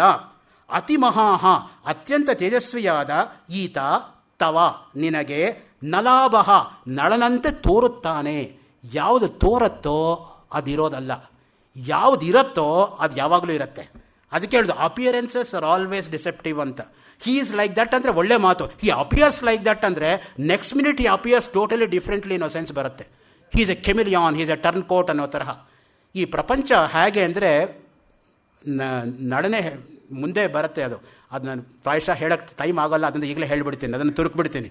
ಸೊ ಈ ಪ್ರಪಂಚ ಎಂಬತಕ್ಕಂಥದ್ದು ಕೇವಲ ತೋರಿಕೆ ಮಾತ್ರವೇ ಹೊರತು ಪಾರಮಾರ್ಥಿಕವಾಗಿ ಸತ್ಯವಲ್ಲ ಅನ್ನೋದಕ್ಕೆ ಶಂಕರ ಭಾಷೆಯಲ್ಲಿ ಒಂದು ವಾಕ್ಯ ಇದೆ. ಸತ್ಯಂ ಜ್ಞಾನಮನಂತಂ ಬ್ರಹ್ಮ ಎಂಬತಕ್ಕಂಥ ವಾಕ್ಯದಲ್ಲಿ ಮೃಗತೃಷ್ಣಾಂಬಸಿ ಸ್ನಾತಃ ಖಪುಷ್ಪಕೃತ ಶೇಖರ ಯೇಷ ವಂದ್ಯಾ ಸುತೋ ಯಾತಿ ಶಶಶೃಂಗ ಧನುರ್ಧರ.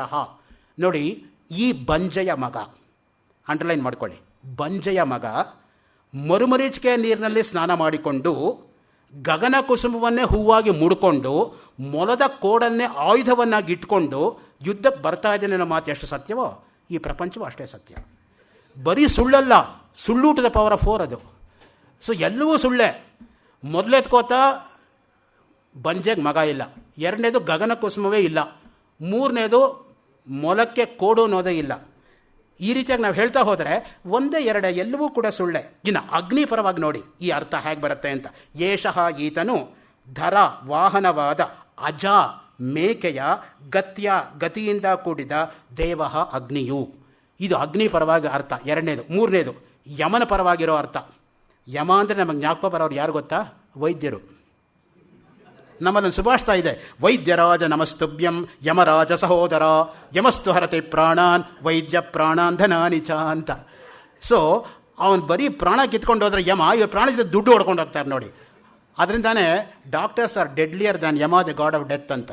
ನೀಲಕಂಠ ದೀಕ್ಷಿತ ಒಂದು ಕಡೆ ಹೇಳ್ತಾನೆ, ಅಲ್ಲ ರೀ, ಈ ಹಳ್ಳಿನಲ್ಲಿ ನಾನು ನನ್ನ ತಮ್ಮ ಇಬ್ಬರೇ ವೈದ್ಯರು, ನಾವಿಬ್ಬರು ಹಳ್ಳಿಯಲ್ಲಿ ಇಲ್ಲದೆ ಇರೋವಾಗ ಅವನು ಹೆಂಗೆ ಸತ್ತ ಅಂತ. ನಮ್ಮ ಔಷಧಿನೇ ತೆಗೆದುಕೊಳ್ದೆ ಅವನು ಹೆಂಗ್ರಿ ಸತ್ತ? ಸೊ ಎಂಥ ಮಾತು ನೋಡಿ ಅದು. ಇನ್ನು ಮುಂದೆ ಯಮನ ಪರವಾಗಿ ಅರ್ಥ. ಯಮ ಅಂದರೆ ನಮ್ಮ ತಲೆ ಕಠೋಪನಿಷತ್ತು ಹೊರಟೋಗುತ್ತೆ. ಯಮ ನಚಿಕೇತರ ಸಂವಾದ. ಸೊ ಅದರಿಂದ ಬೆಳೆಸೋದು ಬೇಡ, ಇನ್ನಿರೋದು ಕೇವಲ 32 ನಿಮಿಷ ಮಾತ್ರ.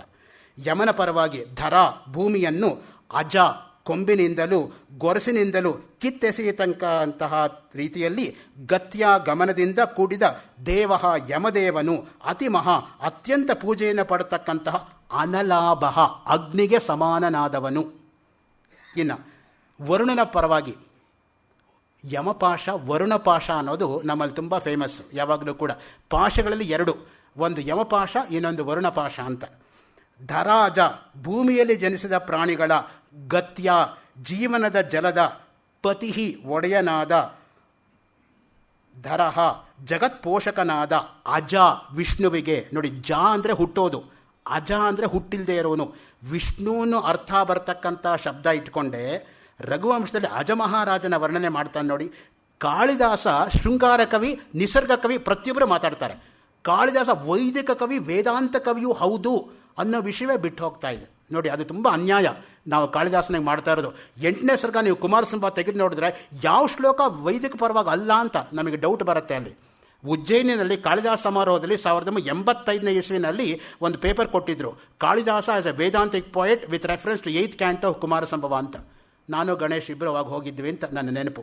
ಸೊ ಅದರಿಂದ ವರುಣನ ಹೇಗೆ ನಡೆಯುತ್ತೆ ಅಂದರೆ, ಇನ್ನು ನಳನ ಪರವಾಗಿ ನೋಡಿ, ನೈಷದ ರಾಜಗತ್ಯ ನೈಷದ ರಾಜನಾದ ನಳನೆಂಬ ಜ್ಞಾನದಿಂದ ಯೇಷ ದೇವ ಈ ರಾಜನು ಪತಿಹಿ ಒಡೆಯನು ಕಿಮುನ ವ್ರಿಯತೆ ಇವನ್ನು ವರಿಸುವುದಿಲ್ಲವೇ ಅಯಂಖಲು ನಳಹ ಇವನೇ ನಳ ಮಹಾರಾಜ. ಈ ರೀತಿಯಾಗಿ ನಾವು ಅರ್ಥ ವಿಭಾಗ ಮಾಡ್ತಾ ಹೋದರೆ ಶಬ್ದ ಪ್ರಯೋಗಗಳು ಪಂಚನಡಿಯ ಪ್ರಸಂಗ ಇದರಲ್ಲಿ ಅದ್ಭುತವಾಗಿ ವ್ಯಕ್ತವಾಗುತ್ತೆ. ಇನ್ನು ಇಂತಹ ಮಹಾಕಾವ್ಯಕ್ಕೆ ವ್ಯಾಖ್ಯಾನ ಇಲ್ಲದೆ ಹೋದರೆ ಅರ್ಥ ಆಗಲ್ಲ. ವ್ಯಾಖ್ಯಾನಗಳು ಕೂಡ ಸಹಜವಾಗಿ ಬೇಕಾಗತ್ತೆ ಕಾವ್ಯಕ್ಕೆ. ಎಷ್ಟು ವ್ಯಾಖ್ಯಾನ ಬಂದಿದೆ ಗೊತ್ತಾ? ನೈಷಧ ಚರಿತ್ರದ ಮೇಲೆ 23 ವ್ಯಾಖ್ಯಾನಗಳು ನಮಗೆ ಉಪಲಬ್ಧ ಇದೆ ನೈಷಧ ಕಾವ್ಯದ ಮೇಲೆ.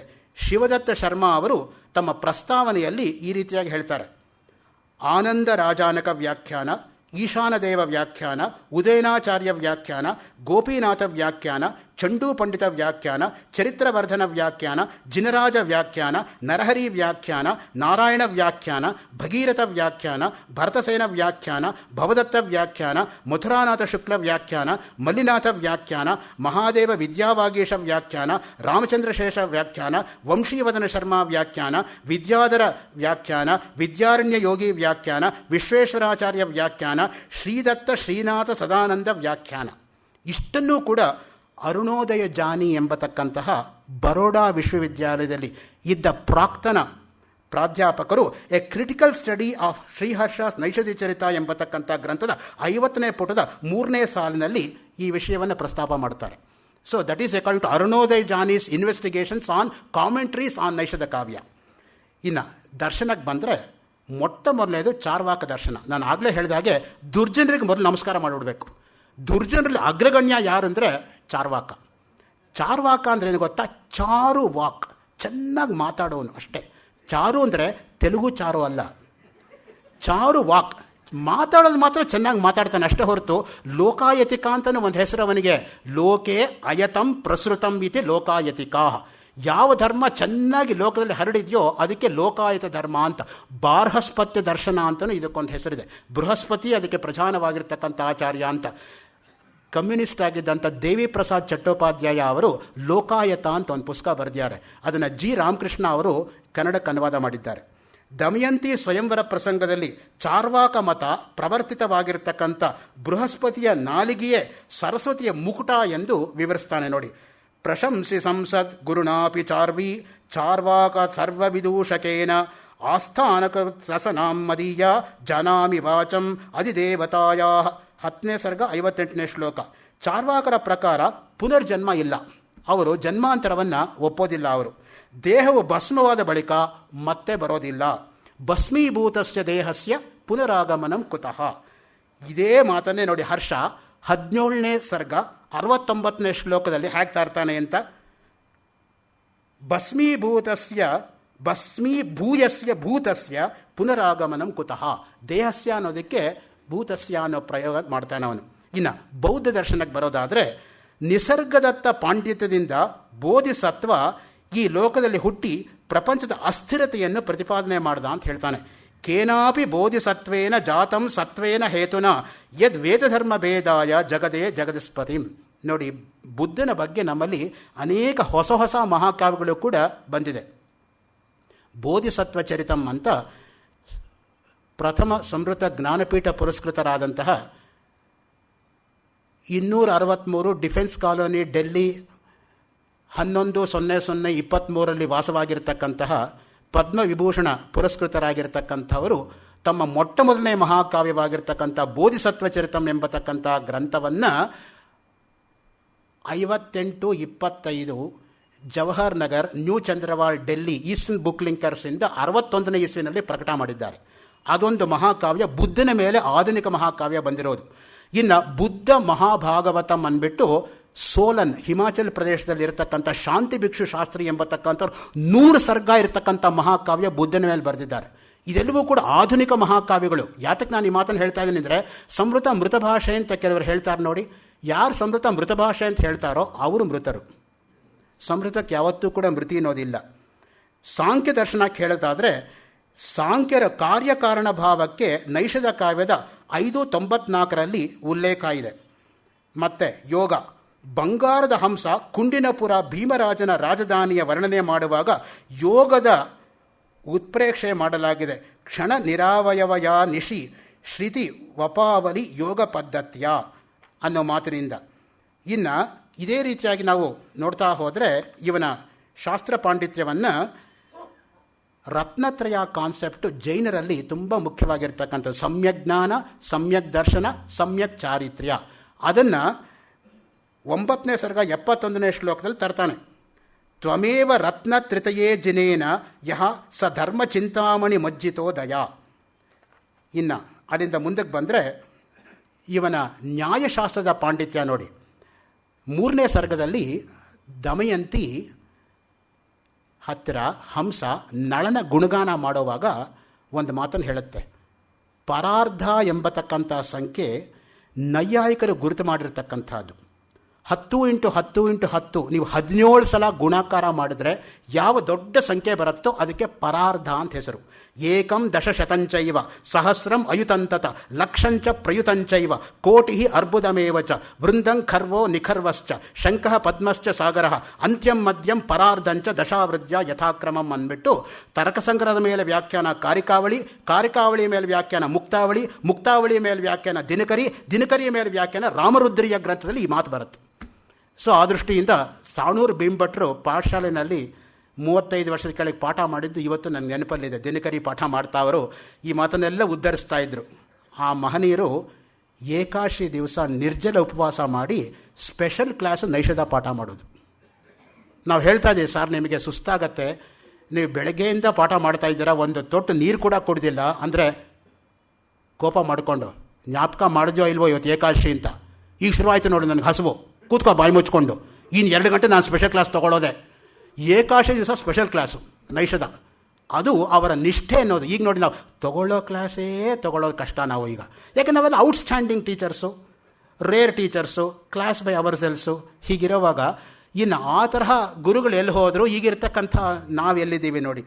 ನಿಜಕ್ಕೂ ಕೂಡ ಏನು ಹೇಳಬೇಕೋ ಗೊತ್ತಾಗಲ್ಲ ಆ ವಿಷಯದಲ್ಲಿ.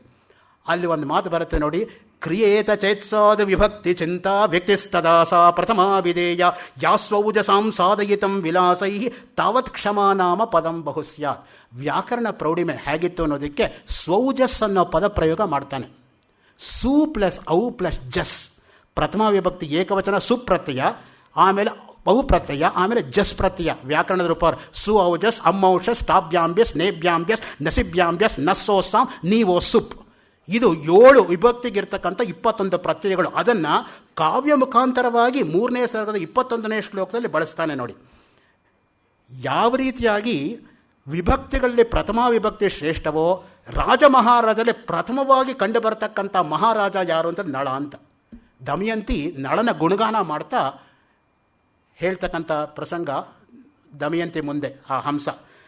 ಇನ್ನು ಅದ್ವೈತದ ಪ್ರಕಾರ ನಾವು ನೋಡಬೇಕಾದ್ರೆ ನಳ ಲೋಕದ ಮನ್ಮಥ, ಅವನು ತನ್ನ ಮಿತ್ರರಿಗೆ ಆನಂದದಾಯಕ.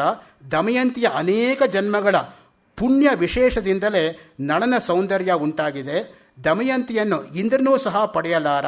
ದಮಯಂತಿ ತನ್ನ ಅರ್ಧಾಂಗಿನಿಯಾಗಿ ಪಡೆದ ನಳ ಅದ್ವೈತದ ಹೊಳಪನ್ನು ಪಡೆಯಲಿ. ಅದ್ವೈತ ಅನ್ನೋ ಶಬ್ದವನ್ನೇ ಪ್ರಯೋಗ ಮಾಡಿದ್ದಾನೆ ಸ್ಪಷ್ಟವಾಗಿ.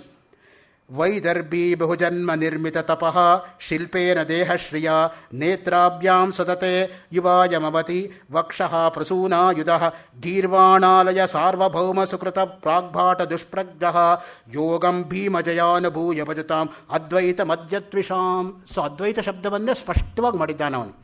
ಹಂಸ ಉದ್ಯಾನಕ್ಕೆ ಬಂದಾಗ ದಮಯಂತಿ ಗೆಳತಿಯರು ತಾವು ನೋಡುವ ಪದಾರ್ಥ ಬಿಟ್ಟು ತದೇಕ ದೃಷ್ಟಿಯಿಂದ ಹಂಸವನ್ನೇ ನೋಡಲಾರಂಭಿಸಿದರು. ಹೇಗೆಂದರೆ ಮುನಿಗಳು ಏಕಮೇವ ಅದ್ವಿತೀಯವಾದ ಅದ್ವೈತ ಬ್ರಹ್ಮವನ್ನು ಕಾಣುವಂತೆ. ಸ್ಪಷ್ಟವಾಗಿ ಅಲ್ಲಿ ಉದಾಹರಣೆ ಅದ್ವೈತಕ್ಕೆ ಬರುತ್ತೆ. ನೇತ್ರಾಣಿ ವೈದರ್ಭಸುತಾ ಸಖೀನಾಂ ವಿಮುಕ್ತ ತತ್ತದ್ವಿಷಯ ಗ್ರಹಾಣಿ ಪ್ರಾಪುಸ್ತಮೇಕಂ ನಿರಪಾಕ್ಯ ರೂಪಂ ಬ್ರಹ್ಮೇವ ಚೇತಾಂಸಿ ಯತವ್ರತಾನಾಂ. ಸ್ಪಷ್ಟವಾಗಿ ಅವನ ಅದ್ವೈತ ಹಿನ್ನೆಲೆ ನಮಗೆ ಕಂಡುಬರುತ್ತೆ. ಇನ್ನು ದಶಾವತಾರಗಳ ವರ್ಣನೆ ಮಾಡ್ತಾನೆ ಅವನು. ಅದ್ಭುತವಾಗಿದೆ. ನಮ್ಮ ಅಗ್ನಿಪುರಾಣದಲ್ಲೂ ಕೂಡ ದಶಾವತಾರಗಳ ವರ್ಣನೆ ಬರುತ್ತೆ. ಮತ್ತು ದಶಾವತಾರಗಳ ಬಳಿ ಕ್ಷೇಮೇಂದ್ರ ಅದ್ಭುತವಾಗಿ ವ್ಯಾಖ್ಯಾನ ಮಾಡ್ತಾನೆ. ಆಮೇಲೆ ಹರಿಹರ್ ಶ್ರೀರಾಮ್ ಶರ್ಮಾ ಅವರು ಕೂಡ ದಶಾವತಾರಗಳನ್ನು ವರ್ಣನೆ ಮಾಡಿದ್ದಾರೆ. ಅಸ್ಮತ್ ಚಂಪು ಎಂಬತಕ್ಕಂಥ ಭಗವದ್ ರಾಮಾನುಜರ ಮೇಲೆ ಮಾಡಿರ್ತಕ್ಕಂತಹ ಚಂಪು ಗ್ರಂಥದಲ್ಲಿ. ಅಲ್ಲಿ ಅವರು ದಶಾವತಾರಗಳನ್ನು ನಿದ್ದೆ ಮಾಡೋದಕ್ಕೆ ಹೋಲಿಸ್ತಾರೆ. ಯಾರ್ಯಾರು ಯಾವ್ಯಾವ ರೀತಿ ನಿದ್ದೆ ಮಾಡ್ತಾರೆ ಅಂತ ನೋಡಿ. ಕೆಲವರು ಅರ್ಧ ಕಣ್ಣು ಮುಚ್ಕೊಂಡು ಅರ್ಧ ಕಣ್ಣು ತೆಕ್ಕೊಂಡು ನಿದ್ದೆ ಮಾಡ್ತಾರೆ, ಮತ್ಸ್ಯಾವತಾರ. ನೀರಿನಲ್ಲಿ ಮೀನು ಹಾಗೆ ಹೋಗೋದು. ಇನ್ನು ಕೆಲವರು ಗೊರ್ಗೊರಂದು ಗೊರಕೆ ಹೊಡ್ಕೊಂಡು ನಿದ್ದೆ ಮಾಡ್ತಾರೆ, ವರಾಹ ಅವತಾರ. ಇನ್ನು ಕೆಲವರು ಕಾಲೆಲ್ಲ ಮಡಚ್ಕೊಂಡು ನಿದ್ದೆ ಮಾಡ್ತಾರೆ, ವಾಮನ ಅವತಾರ. ಇನ್ನು ಕೆಲವರು ಒಂದು ಕಾಲು ಈ ಕಡೆ ಒಂದು ಕಾಲು ಆ ಕಡೆ ಹಾಕ್ಕೊಂಡು ನಿದ್ದೆ ಮಾಡ್ತಾರೆ, ತ್ರಿವಿಕ್ರಮ ಅವತಾರ. ಇನ್ನು ಕೆಲವರು ಕೂದಲೆಲ್ಲ ದಿಂಬೆ ಮೇಲೆ ಹಾಕ್ಕೊಂಡು ನಿದ್ದೆ ಮಾಡ್ತಾರೆ, ನರಸಿಂಹ ಅವತಾರ. ಏನು ಸಾಮಾನ್ಯನಾ? ಭಗವಂತ ಒಂದು ಅವತಾರ ಆದಮೇಲೆ ಒಂದು ಅವತಾರ ತೋರಿಸಿದ್ರೆ ನಾವು ಒಂದೇ ರಾತ್ರಿ, ಕೆಲವರು ಬೆಳಗ್ಗೆನೂ ದಶಾವತಾರ ತೋರಿಸ್ಬಿಡ್ತೀವಿ. ಆಮೇಲೆ ಎದ್ದು ತ್ರಿವೇಣಿ ಸಂಗಮ ಕುಡಿದು ಬಿಡ್ತೀವಿ. ನಮಗೆ ತ್ರಿವೇಣಿ ಸಂಗಮ ಆಯಿತು 1 ಗಂಟೆ ಕೆಳಗಿಲ್ಲಿ. ಕಾಫಿ, ಹಾಲು ಬಿಳಿ ಹಾಗಿರೋದು ಗಂಗಾ ನದಿ, ಡಿಕಾಕ್ಷನ್ ಕಪ್ಪು ಹಾಗಿರೋದು ಯಮುನಾ, ಸರಸ್ವತಿ ಗುಪ್ತಗಾಮಿನಿ ಕಾಣಲ್ಲ ಹಾಗಿರೋದು ಸಕ್ಕರೆ. ಅದರಿಂದ sugar plus milk plus decoction is equal to Triveni Sangam. ಅಲ್ಯಾಕೆ ಹೋಗಬೇಕು? ಅಲಹಾಬಾದು ಇಲಹಾಬಾದು ಪ್ರಯಾಗ ಅಂದ್ಕೊಂಡು ಇಲ್ಲೇ ತ್ರಿವೇಣಿ ಸಂಗಮ ನಾವು ಪಾನ ಮಾಡಲ್ವಾ? ನೋಡಿ, 21ನೇ ಸರ್ಗ 56ನೇ ಶ್ಲೋಕದಲ್ಲಿ ಕೂರ್ಮಾವತಾರದ ವರ್ಣನೆ, 21ನೇ ಸರ್ಗ 58ನೇ ಶ್ಲೋಕದಲ್ಲಿ ವರಾಹಾವತಾರದ ವರ್ಣನೆ, 21ನೇ ಸರ್ಗ 59, 60 2 ಶ್ಲೋಕಗಳಲ್ಲಿ ನರಸಿಂಹಾವತಾರ ವರ್ಣನೆ, 21ನೇ ಸರ್ಗ 61ರಿಂದ 64 ತನಕ ವಾಮನಾವತಾರ ವರ್ಣನೆ. ಇದು ಯಾರಿಗೆ ಇನ್ಸ್ಪೈರ್ ಆಗಿದೆ ಗೊತ್ತಾ? ಅಭಿರಾಜ ರಾಜೇಂದ್ರ ಮಿಶ್ರಾ ಅಂತ ಸಿಮ್ಲಾನಲ್ಲಿರತಕ್ಕಂತಹ ಸಂಪೂರ್ಣಾನಂದ ಸಮೃತ ವಿಶ್ವವಿದ್ಯಾಲಯದ ಪ್ರಾಕ್ತನ ಕುಲಪತಿಗಳು ವಾಮನಾವತರಣಂ ಅಂತ 19 ಸರ್ಗ ಇರತಕ್ಕಂಥ ಮಹಾಕಾವ್ಯವನ್ನು ಸಮೃದ್ಧದಲ್ಲಿ ರಚನೆ ಮಾಡಿದ್ದಾರೆ. Akshayavat Prakashan 56/57 Bagambari road, Allahabad. That's the address. ಇನ್ನು 21ನೇ ಸರ್ಗದಲ್ಲಿ 65ರಿಂದ 67ನೇ ಶ್ಲೋಕ ತನಕ ಪರಶುರಾಮನ ವರ್ಣನೆ, 21ನೇ ಸರ್ಗ 68ರಿಂದ 77ನೇ ಶ್ಲೋಕ ತನಕ ಶ್ರೀರಾಮನ ವರ್ಣನೆ. ಎಂತಹ ವರ್ಣನೆ ಅಂತ ಹೇಳಿದ್ರೆ ನಮಗೆ ಈ ವರ್ಣನೆ ನೋಡ್ತಾ ಇದ್ದರೆ ಭೋಜನ ಚಂಪೂ ರಾಮಾಯಣದಲ್ಲಿ ಮಾಡಿರ್ತಕ್ಕಂಥ ಶ್ರೀರಾಮ ಪರಶುರಾಮನ ವರ್ಣನೆಯೇ ನೆನಪಾಗತ್ತೆ. ನೋಡಿ, ಶ್ರೀರಾಮ ಮೃದು ಸಾತ್ವಿಕ, ಅವನಿಗೆ ಬರೀ ಅಲ್ಪ ಪ್ರಾಣಿಗಳನ್ನೇ ಪ್ರಯೋಗ ಮಾಡ್ತಾನೆ.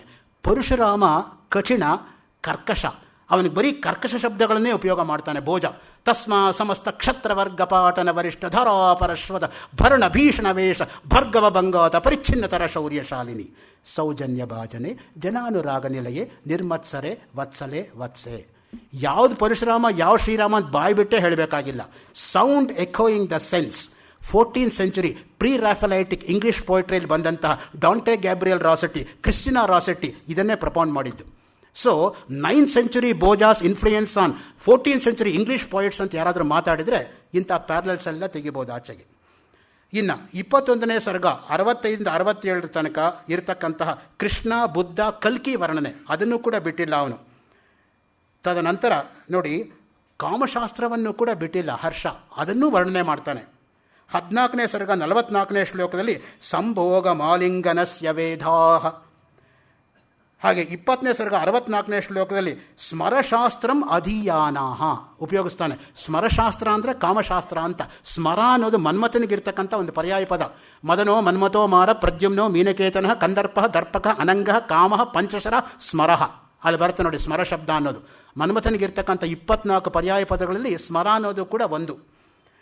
ಇನ್ನು ಒಟ್ಟು ಅಲಂಕಾರಗಳ ಬಗ್ಗೆ ಯೋಚನೆ ಮಾಡೋದಾದರೆ 317 ಉತ್ಪ್ರೇಕ್ಷ ಅಲಂಕಾರಗಳು, 232 ಅತಿಶಯೋಕ್ತಿ ಅಲಂಕಾರಗಳು, 161 ಉಪಮಾ ಅಲಂಕಾರಗಳು, 143 ರೂಪಕ ಅಲಂಕಾರಗಳು, 164 ಅನುಪ್ರಾಸ ಅಲಂಕಾರಗಳು ಇವನ ಕಾವ್ಯದಲ್ಲಿ ನಾವು ನೋಡಬಹುದು. ಇನ್ನು ಧರ್ಮಶಾಸ್ತ್ರ ನೋಡಿ, ಧರ್ಮಶಾಸ್ತ್ರವನ್ನು ಕೂಡ ಹರ್ಷ ಬಿಟ್ಟಿಲ್ಲ. 14ನೇ ಸರ್ಗ 81ನೇ ಶ್ಲೋಕದಲ್ಲಿ ತ್ರಿವರ್ಗವನ್ನು ವರ್ಣನೆ ಮಾಡ್ತಾನೆ. ತ್ರಿವರ್ಗಗಳು ಯಾವುದು? ಧರ್ಮ, ಅರ್ಥ ಮತ್ತು ಕಾಮ. ಮೋಕ್ಷ ಅಪವರ್ಗ, ಇದಕ್ಕಿಂತ ಹೊರತಾಗಿರೋದು. ಅದಕ್ಕೇ ತ್ರಿವರ್ಗ ಕಾನ್ಸೆಪ್ಟ್ನ ಅವನು ತ್ರಯೀ ಅನ್ನೋ ಮಾತು ಹೇಗೆ ಬಳಕೆಯಲ್ಲಿದೆಯೋ ಹಾಗೆ ತ್ರಿವರ್ಗ ಅನ್ನೋ ಮಾತು ಕೂಡ ಬಳಕೆ ಇದೆ. ಕಾಳಿದಾಸ ಬಳಕೆ ಮಾಡ್ತಾನೆ. ಮಾಲವಿಕಾಗ್ನಿಮಿತ್ರ ನಾಟಕದಲ್ಲಿ ಪಂಡಿತ ಕೌಶಿಕಿ ಎಂಬತಕ್ಕಂಥ ಪರಿವ್ರಾಜಿಕೆಯನ್ನು ವರ್ಣನೆ ಮಾಡುವಾಗ ತ್ರಯೀ ವಿಗ್ರಹವತ್ಯೇವ ಸಮಂ ಅಧ್ಯಾತ್ಮ ವಿದ್ಯೆಯ ಆ ಪದವನ್ನು ಪ್ರಯೋಗ ಮಾಡಿದ್ದಾನೆ. ಇನ್ನು 17ನೇ ಸರ್ಗ 25ನೇ ಶ್ಲೋಕದಲ್ಲಿ ಸ್ಥೈನ್ಯ ಮಹಾಪಾತಕ, ಕಳ್ಳತನ ಮಾಡೋದು ಮಹಾಪಾತಕ ಅಂತ ವರ್ಣನೆ ಮಾಡ್ತಾನೆ. ಇದಕ್ಕೆ ಮೂಲ ಎಲ್ಲಿ ಗೊತ್ತಾ? ಮನುಸ್ಮೃತಿ 9ನೇ ಅಧ್ಯಾಯ.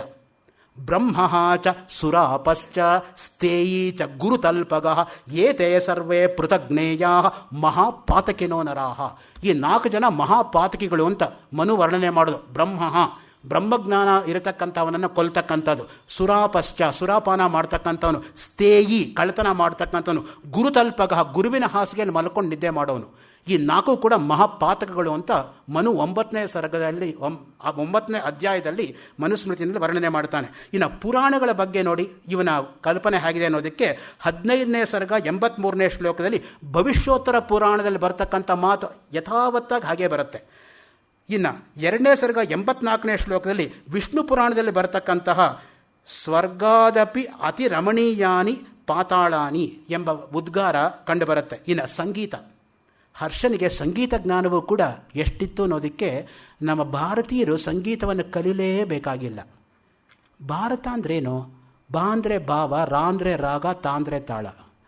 ಭಾರತ ಅನ್ನೋದ್ರಲ್ಲೇ ಭಾವ ರಾಗ ತಾಳ ಇರುವಾಗ ಹೊಸದಾಗಿ ಕಲಿಬೇಕಾಗಿರೋದು ಏನಿದೆ ಇವರಿಗೆ? ಕಲಿದೇ ಹೋದರೆ ತಪ್ಪೇ ಹೊರತು ಕಲ್ತ್ರೆ ಏನು ಅದರಿಂದ ಮಹಾ ದೊಡ್ಡಸ್ತಿಕೆ ಅಲ್ಲ.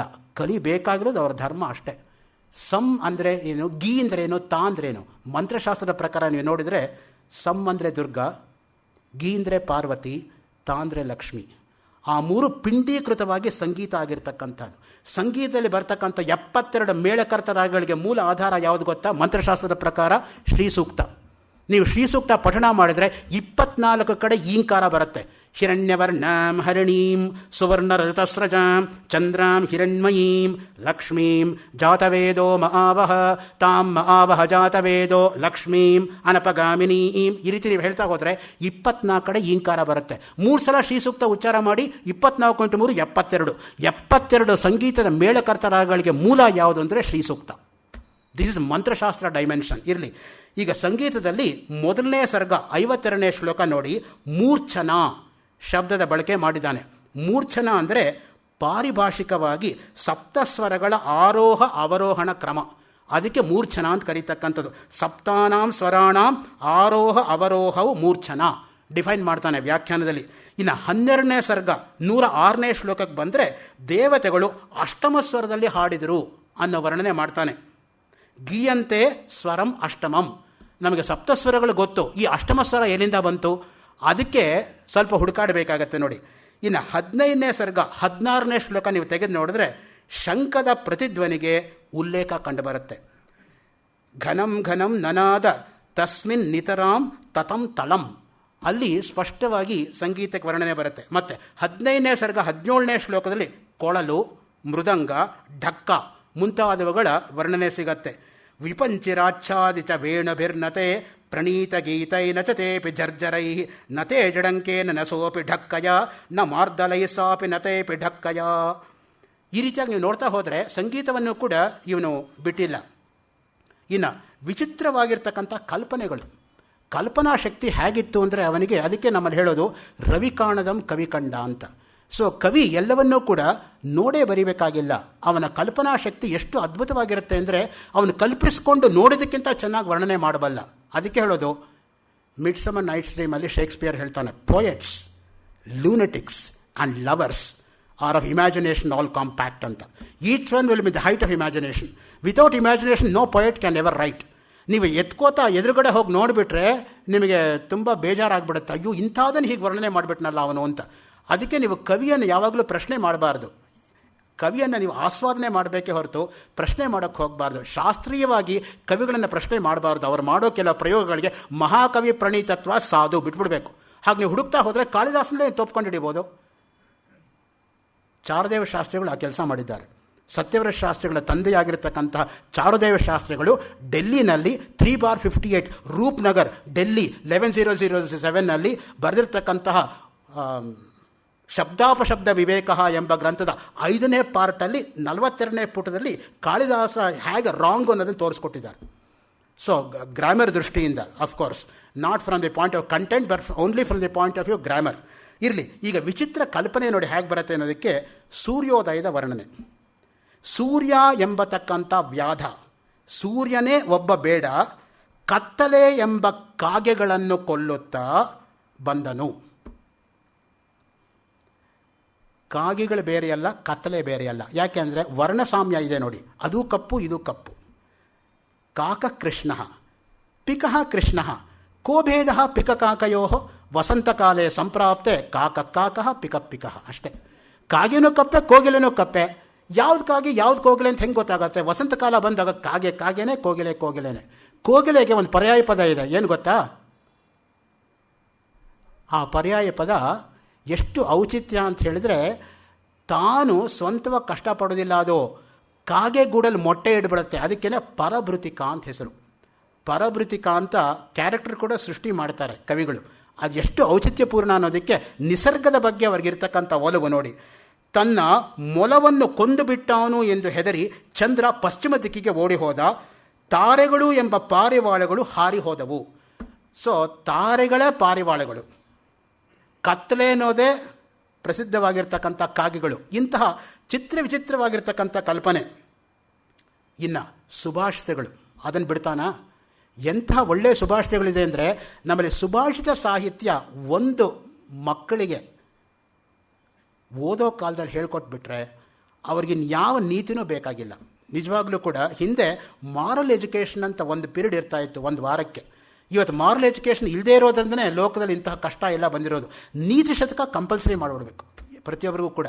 ಆವಾಗ ಅಲ್ಲಿ ಎಲ್ಲವೂ ಕೂಡ ಬಂದು ಹೋಗುತ್ತೆ ನೋಡಿ, ಎಷ್ಟು ಚೆನ್ನಾಗಿ ಆ ನೀತಿ ಬರುತ್ತೆ ಅನ್ನೋದಕ್ಕೆ ನೋಡಿ. ಪಿತ್ತೇನ ದೂನೆ ರಸನೇ ಸಿತಾಪಿ ತಿಕ್ತಾಯತೆ ಹಂಸ ಕಲಾವತಂಸಃ ವರ್ಣನೆ ಮಾಡ್ತಾನೆ. ಹಂಸ ಕಲಾವತಂಸಃ, ಹಂಸ ಅವತಂಸ, ಅಲ್ಲೂ ಕೂಡ ಅವನ ಶಬ್ದದ ಮೇಲಿರ್ತಕ್ಕಂಥ ಹಿಡಿತವನ್ನು ನಾವು ಮರೆಯೋ ಹಾಗೇ ಇಲ್ಲ.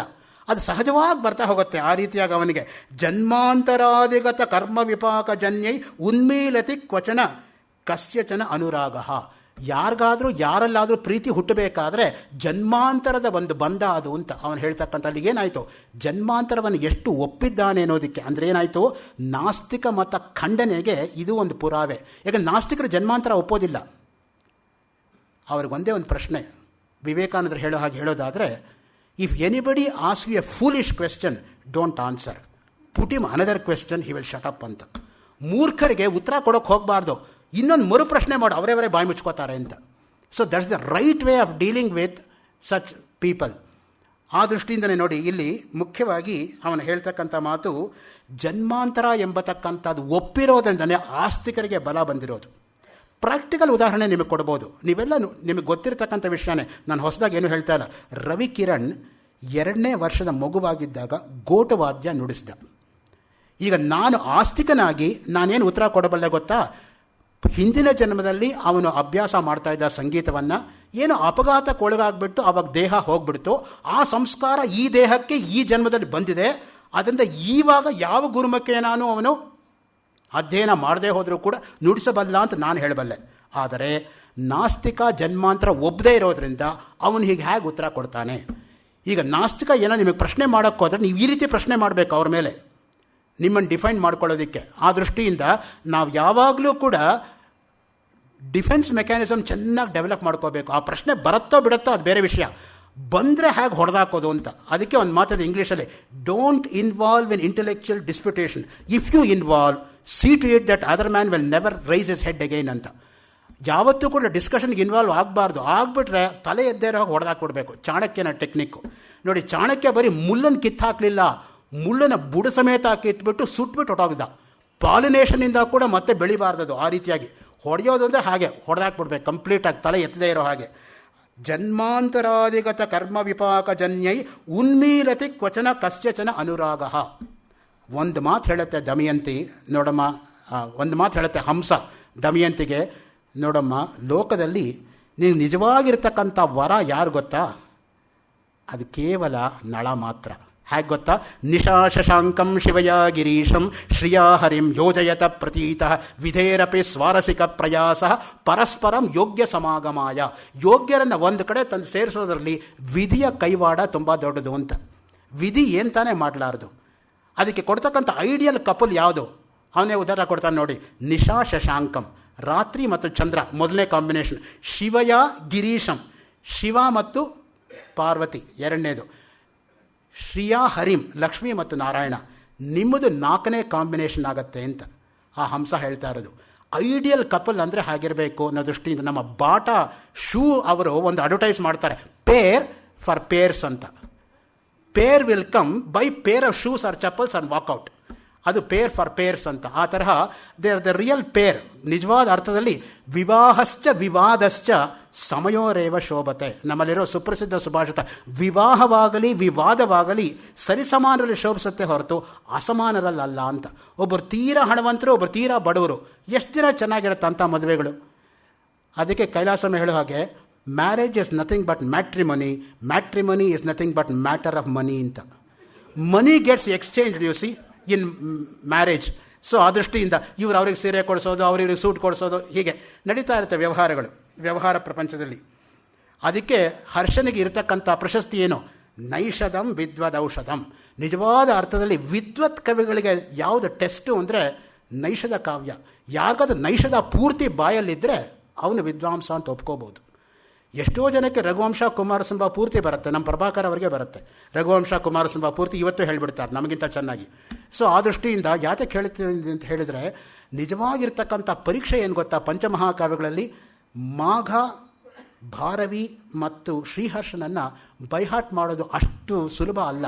ಏಕೆಂದರೆ ಆ ಶ್ಲೋಕಗಳು ಅಷ್ಟು ಸರಸವಾಗಿ ಸರಳವಾಗಿ ಹೋಗಲ್ಲ, ಕಾಳಿದಾಸಂದು ಹೋಗೋ ಹಾಗೆ.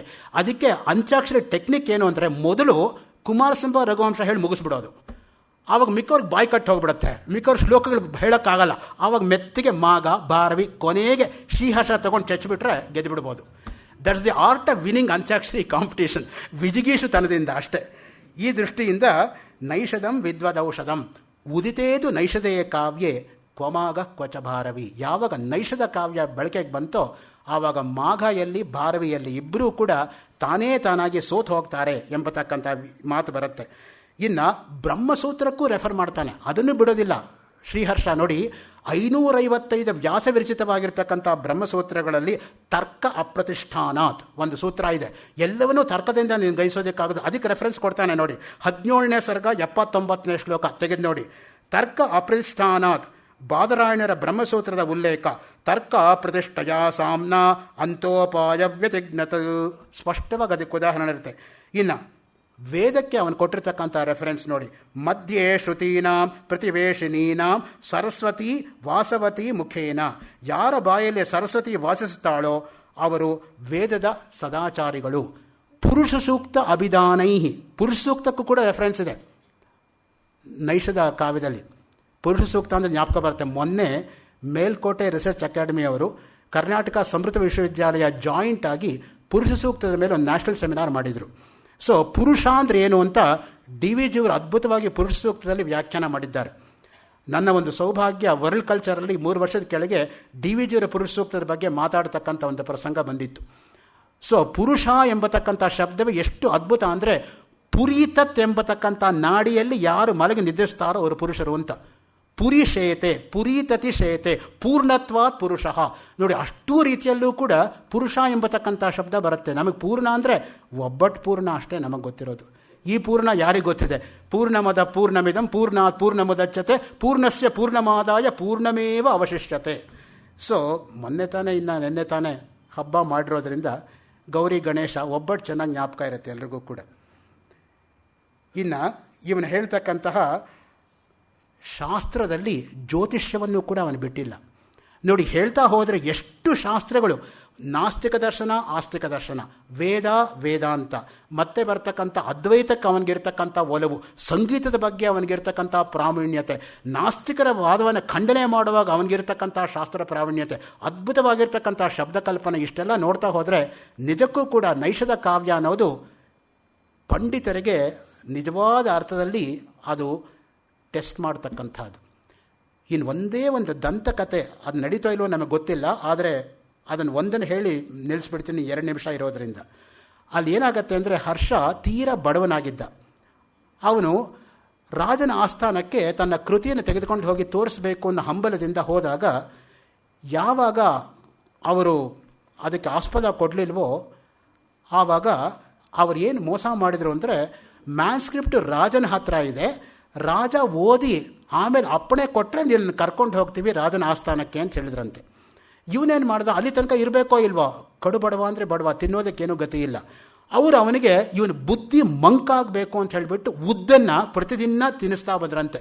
ಅಶೇಷ ಶೇಮುಷಿ ಮುಷ ಮಾಷಮಶ್ನಾಮಿ ಅಂತ. ಅವನು ಉದ್ದನ್ನು ತಿಂದು ತಿಂದು ತಿಂದು ಬುದ್ಧಿ ಮಂಕಾದ ಮೇಲೆ ನೈಷದ ಕಾವ್ಯ ಹೇಗಿತ್ತು ಅಂದರೆ, 100 ಸರ್ಗದಲ್ಲಿ 68 ಸರ್ಗ ಮರ್ತೋಯ್ತಂತೆ ಅವನಿಗೆ ಬರೆಯೋದನ್ನು, ಉದ್ದನ್ನು ತಿಂದ ಮೇಲೆ. ಯಾಕೆಂದರೆ ಅವ್ರು ಕಳೆದು ಹಾಕ್ಬಿಟ್ರು ಮ್ಯಾನ್ಸ್ಕ್ರಿಪ್ಟು.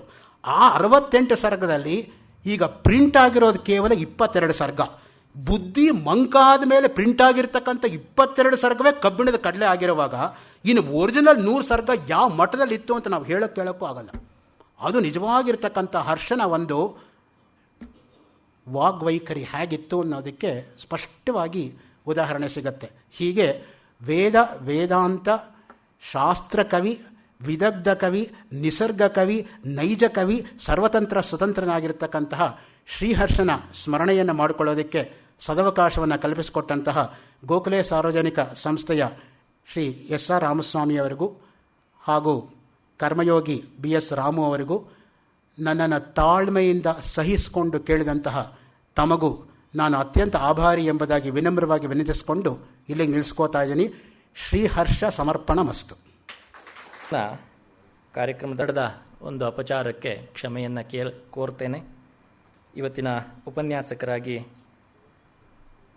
ಕಾರ್ಯಕ್ರಮವನ್ನು ನಡೆಸಿಕೊಟ್ಟ ಡಾಕ್ಟರ್ ಎಸ್. ರಂಗನಾಥ್ ಅವರ ತೀರ್ಥರೂಪರು, ಜ್ಞಾನವೃದ್ಧರು, ವಯೋವೃದ್ಧರು ಆದ ಪ್ರೊಫೆಸರ್ ಎಸ್. ರಾಮಸ್ವಾಮಿಯವರು ನಮ್ಮೊಂದಿಗೆ ಇವತ್ತಿನ ಕಾರ್ಯಕ್ರಮದಲ್ಲಿ ಇದ್ದರು. ಅವರ ವ್ಯಕ್ತಿ ಪರಿಚಯವನ್ನಾಗಲಿ, ಸಾಧನೆಯನ್ನಾಗಲಿ, ಅವರ ಕೊಡುಗೆಗಳನ್ನಾಗಲಿ ಪರಿಚಯಿಸುವ ದುಸ್ಸಾಹಸಕ್ಕೆ ನಾನು ಸಮರ್ಥನೂ ಅಲ್ಲ, ಯೋಗ್ಯನೂ ಅಲ್ಲ. ಬಹುಶಃ ಆ ವಸ್ತು ವಿಷಯಗಳೇ 3-4 ದಿನಗಳ ನಿರಂತರ ಉಪನ್ಯಾಸಕ್ಕೆ ಆಗತಕ್ಕಂಥವು, ಒದಗಿ ಬರತಕ್ಕಂಥವು. ಅವರಿಗೆ ತಮ್ಮೆಲ್ಲರ ಪರವಾಗಿ, ಈ ಸಭೆಯ ಪರವಾಗಿ ಪ್ರಣಾಮಗಳನ್ನು ಸಲ್ಲಿಸೋದಕ್ಕಷ್ಟೇ ನಾನು ಸಮರ್ಥ. ಭಾರತವನ್ನು ಪರಿಚಯ ಮಾಡಿಕೊಡ್ಬೇಕು ಅಂತ ಒಂದು 1/2-3 ಗಂಟೆ ಕೊಟ್ಬಿಟ್ರೆ ಏನು ಹೇಳಲಿಕ್ಕೆ ಸಾಧ್ಯ? ಅದರ ಒಂದಿಷ್ಟು ಔಟ್ಲೈನ್ಗಳನ್ನು ಮಾತ್ರ ತೋರಿಸಿ ಕೊಡಬಹುದು. ಆ ಔಟ್ಲೈನ್ಗಳನ್ನು ಇಷ್ಟು ಚೆನ್ನಾಗಿ ವರ್ಣಿಸಿಬಿಟ್ರೆ ಆಮೇಲೆ ಸಭಿಕರು ಅವರಿಗೆ ಬೇಕಾದ ತೀರ್ಥಕ್ಷೇತ್ರವನ್ನೋ, ನದಿಯನ್ನೋ, ವನವನ್ನೋ, ಪರ್ವತವನ್ನೋ ಪಿಕ್ನಿಕ್ ಸ್ಪಾಟನ್ನು, ಹನಿಮೂನ್ ಸ್ಪಾಟನ್ನು ಅವರವರು ಗುರುತಿಸ್ಕೋತಾರೆ. ಇವತ್ತಿನ ಉಪನ್ಯಾಸದ ಸಂದರ್ಭವೂ ಕೂಡ ಹಾಗೆ. ನೈಷಧೀಯ ಚರಿತೆಯಂತಹ ಮಹಾಕಾವ್ಯವನ್ನು ಒಂದು ದಿನದಲ್ಲಿ ಕಟ್ಟಿಕೊಡ್ತಕ್ಕಂಥದ್ದು, ಒಂದೂವರೆ ಗಂಟೆಯಲ್ಲಿ ಕಟ್ಟಿಕೊಡ್ತಕ್ಕಂಥದ್ದು ಅತ್ಯಂತ ಕಷ್ಟಕರವಾದದ್ದು. ಹಾಗಾಗಿ ಈ ಅಲ್ಪಾವಧಿಯಲ್ಲಿ ಇರತಕ್ಕಂತಹ ಕಡಿಮೆ ಸಮಯದಲ್ಲೇ ನೈಷಧೀಯ ಚರಿತೆಯನ್ನು ಓದಬೇಕು, ಅದರ ರಸಸ್ಥಾನಗಳನ್ನು ನಾವು ಕಂಡುಕೋಬೇಕು, ಅದರಲ್ಲಿರುವ ಕಾವ್ಯ ಲಕ್ಷಣಗಳನ್ನು, ಹರ್ಷನ ಕಥನ ಶೈಲಿಯನ್ನು ಆಸ್ವಾದಿಸಬೇಕು ಅಂತಕ್ಕಂಥ ಒಂದು ಸ್ಫೂರ್ತಿಯನ್ನು, ಉತ್ತೇಜನವನ್ನು ಕೊಡುವ ರೀತಿಯಲ್ಲಿ ಹರ್ಷನನ್ನು ಮತ್ತು ನೈಷಧೀಯ ಚರಿತೆಯನ್ನು ಡಾಕ್ಟರ್ ಎಸ್ ರಂಗನಾಥ್ ಅವರು ಇವತ್ತು ಅತ್ಯಂತ ಅದ್ಭುತವಾಗಿ, ಮನೋಜ್ಞವಾಗಿ ನಮ್ಮೆದುರುಗಡೆ ಕಟ್ಟಿಕೊಟ್ಟಿದ್ದಾರೆ. ಅವರಿಗೆ ಸಂಸ್ಥೆಯ ಪರವಾಗಿ, ಈ ಕಾರ್ಯಕ್ರಮದ ಪ್ರಾಯೋಜಕರ ಪರವಾಗಿ, ತಮ್ಮೆಲ್ಲರ ಪರವಾಗಿ ಹೃತ್ಪೂರ್ವಕ ಕೃತಜ್ಞತೆಗಳನ್ನು ಸಲ್ಲಿಸ್ತೇನೆ.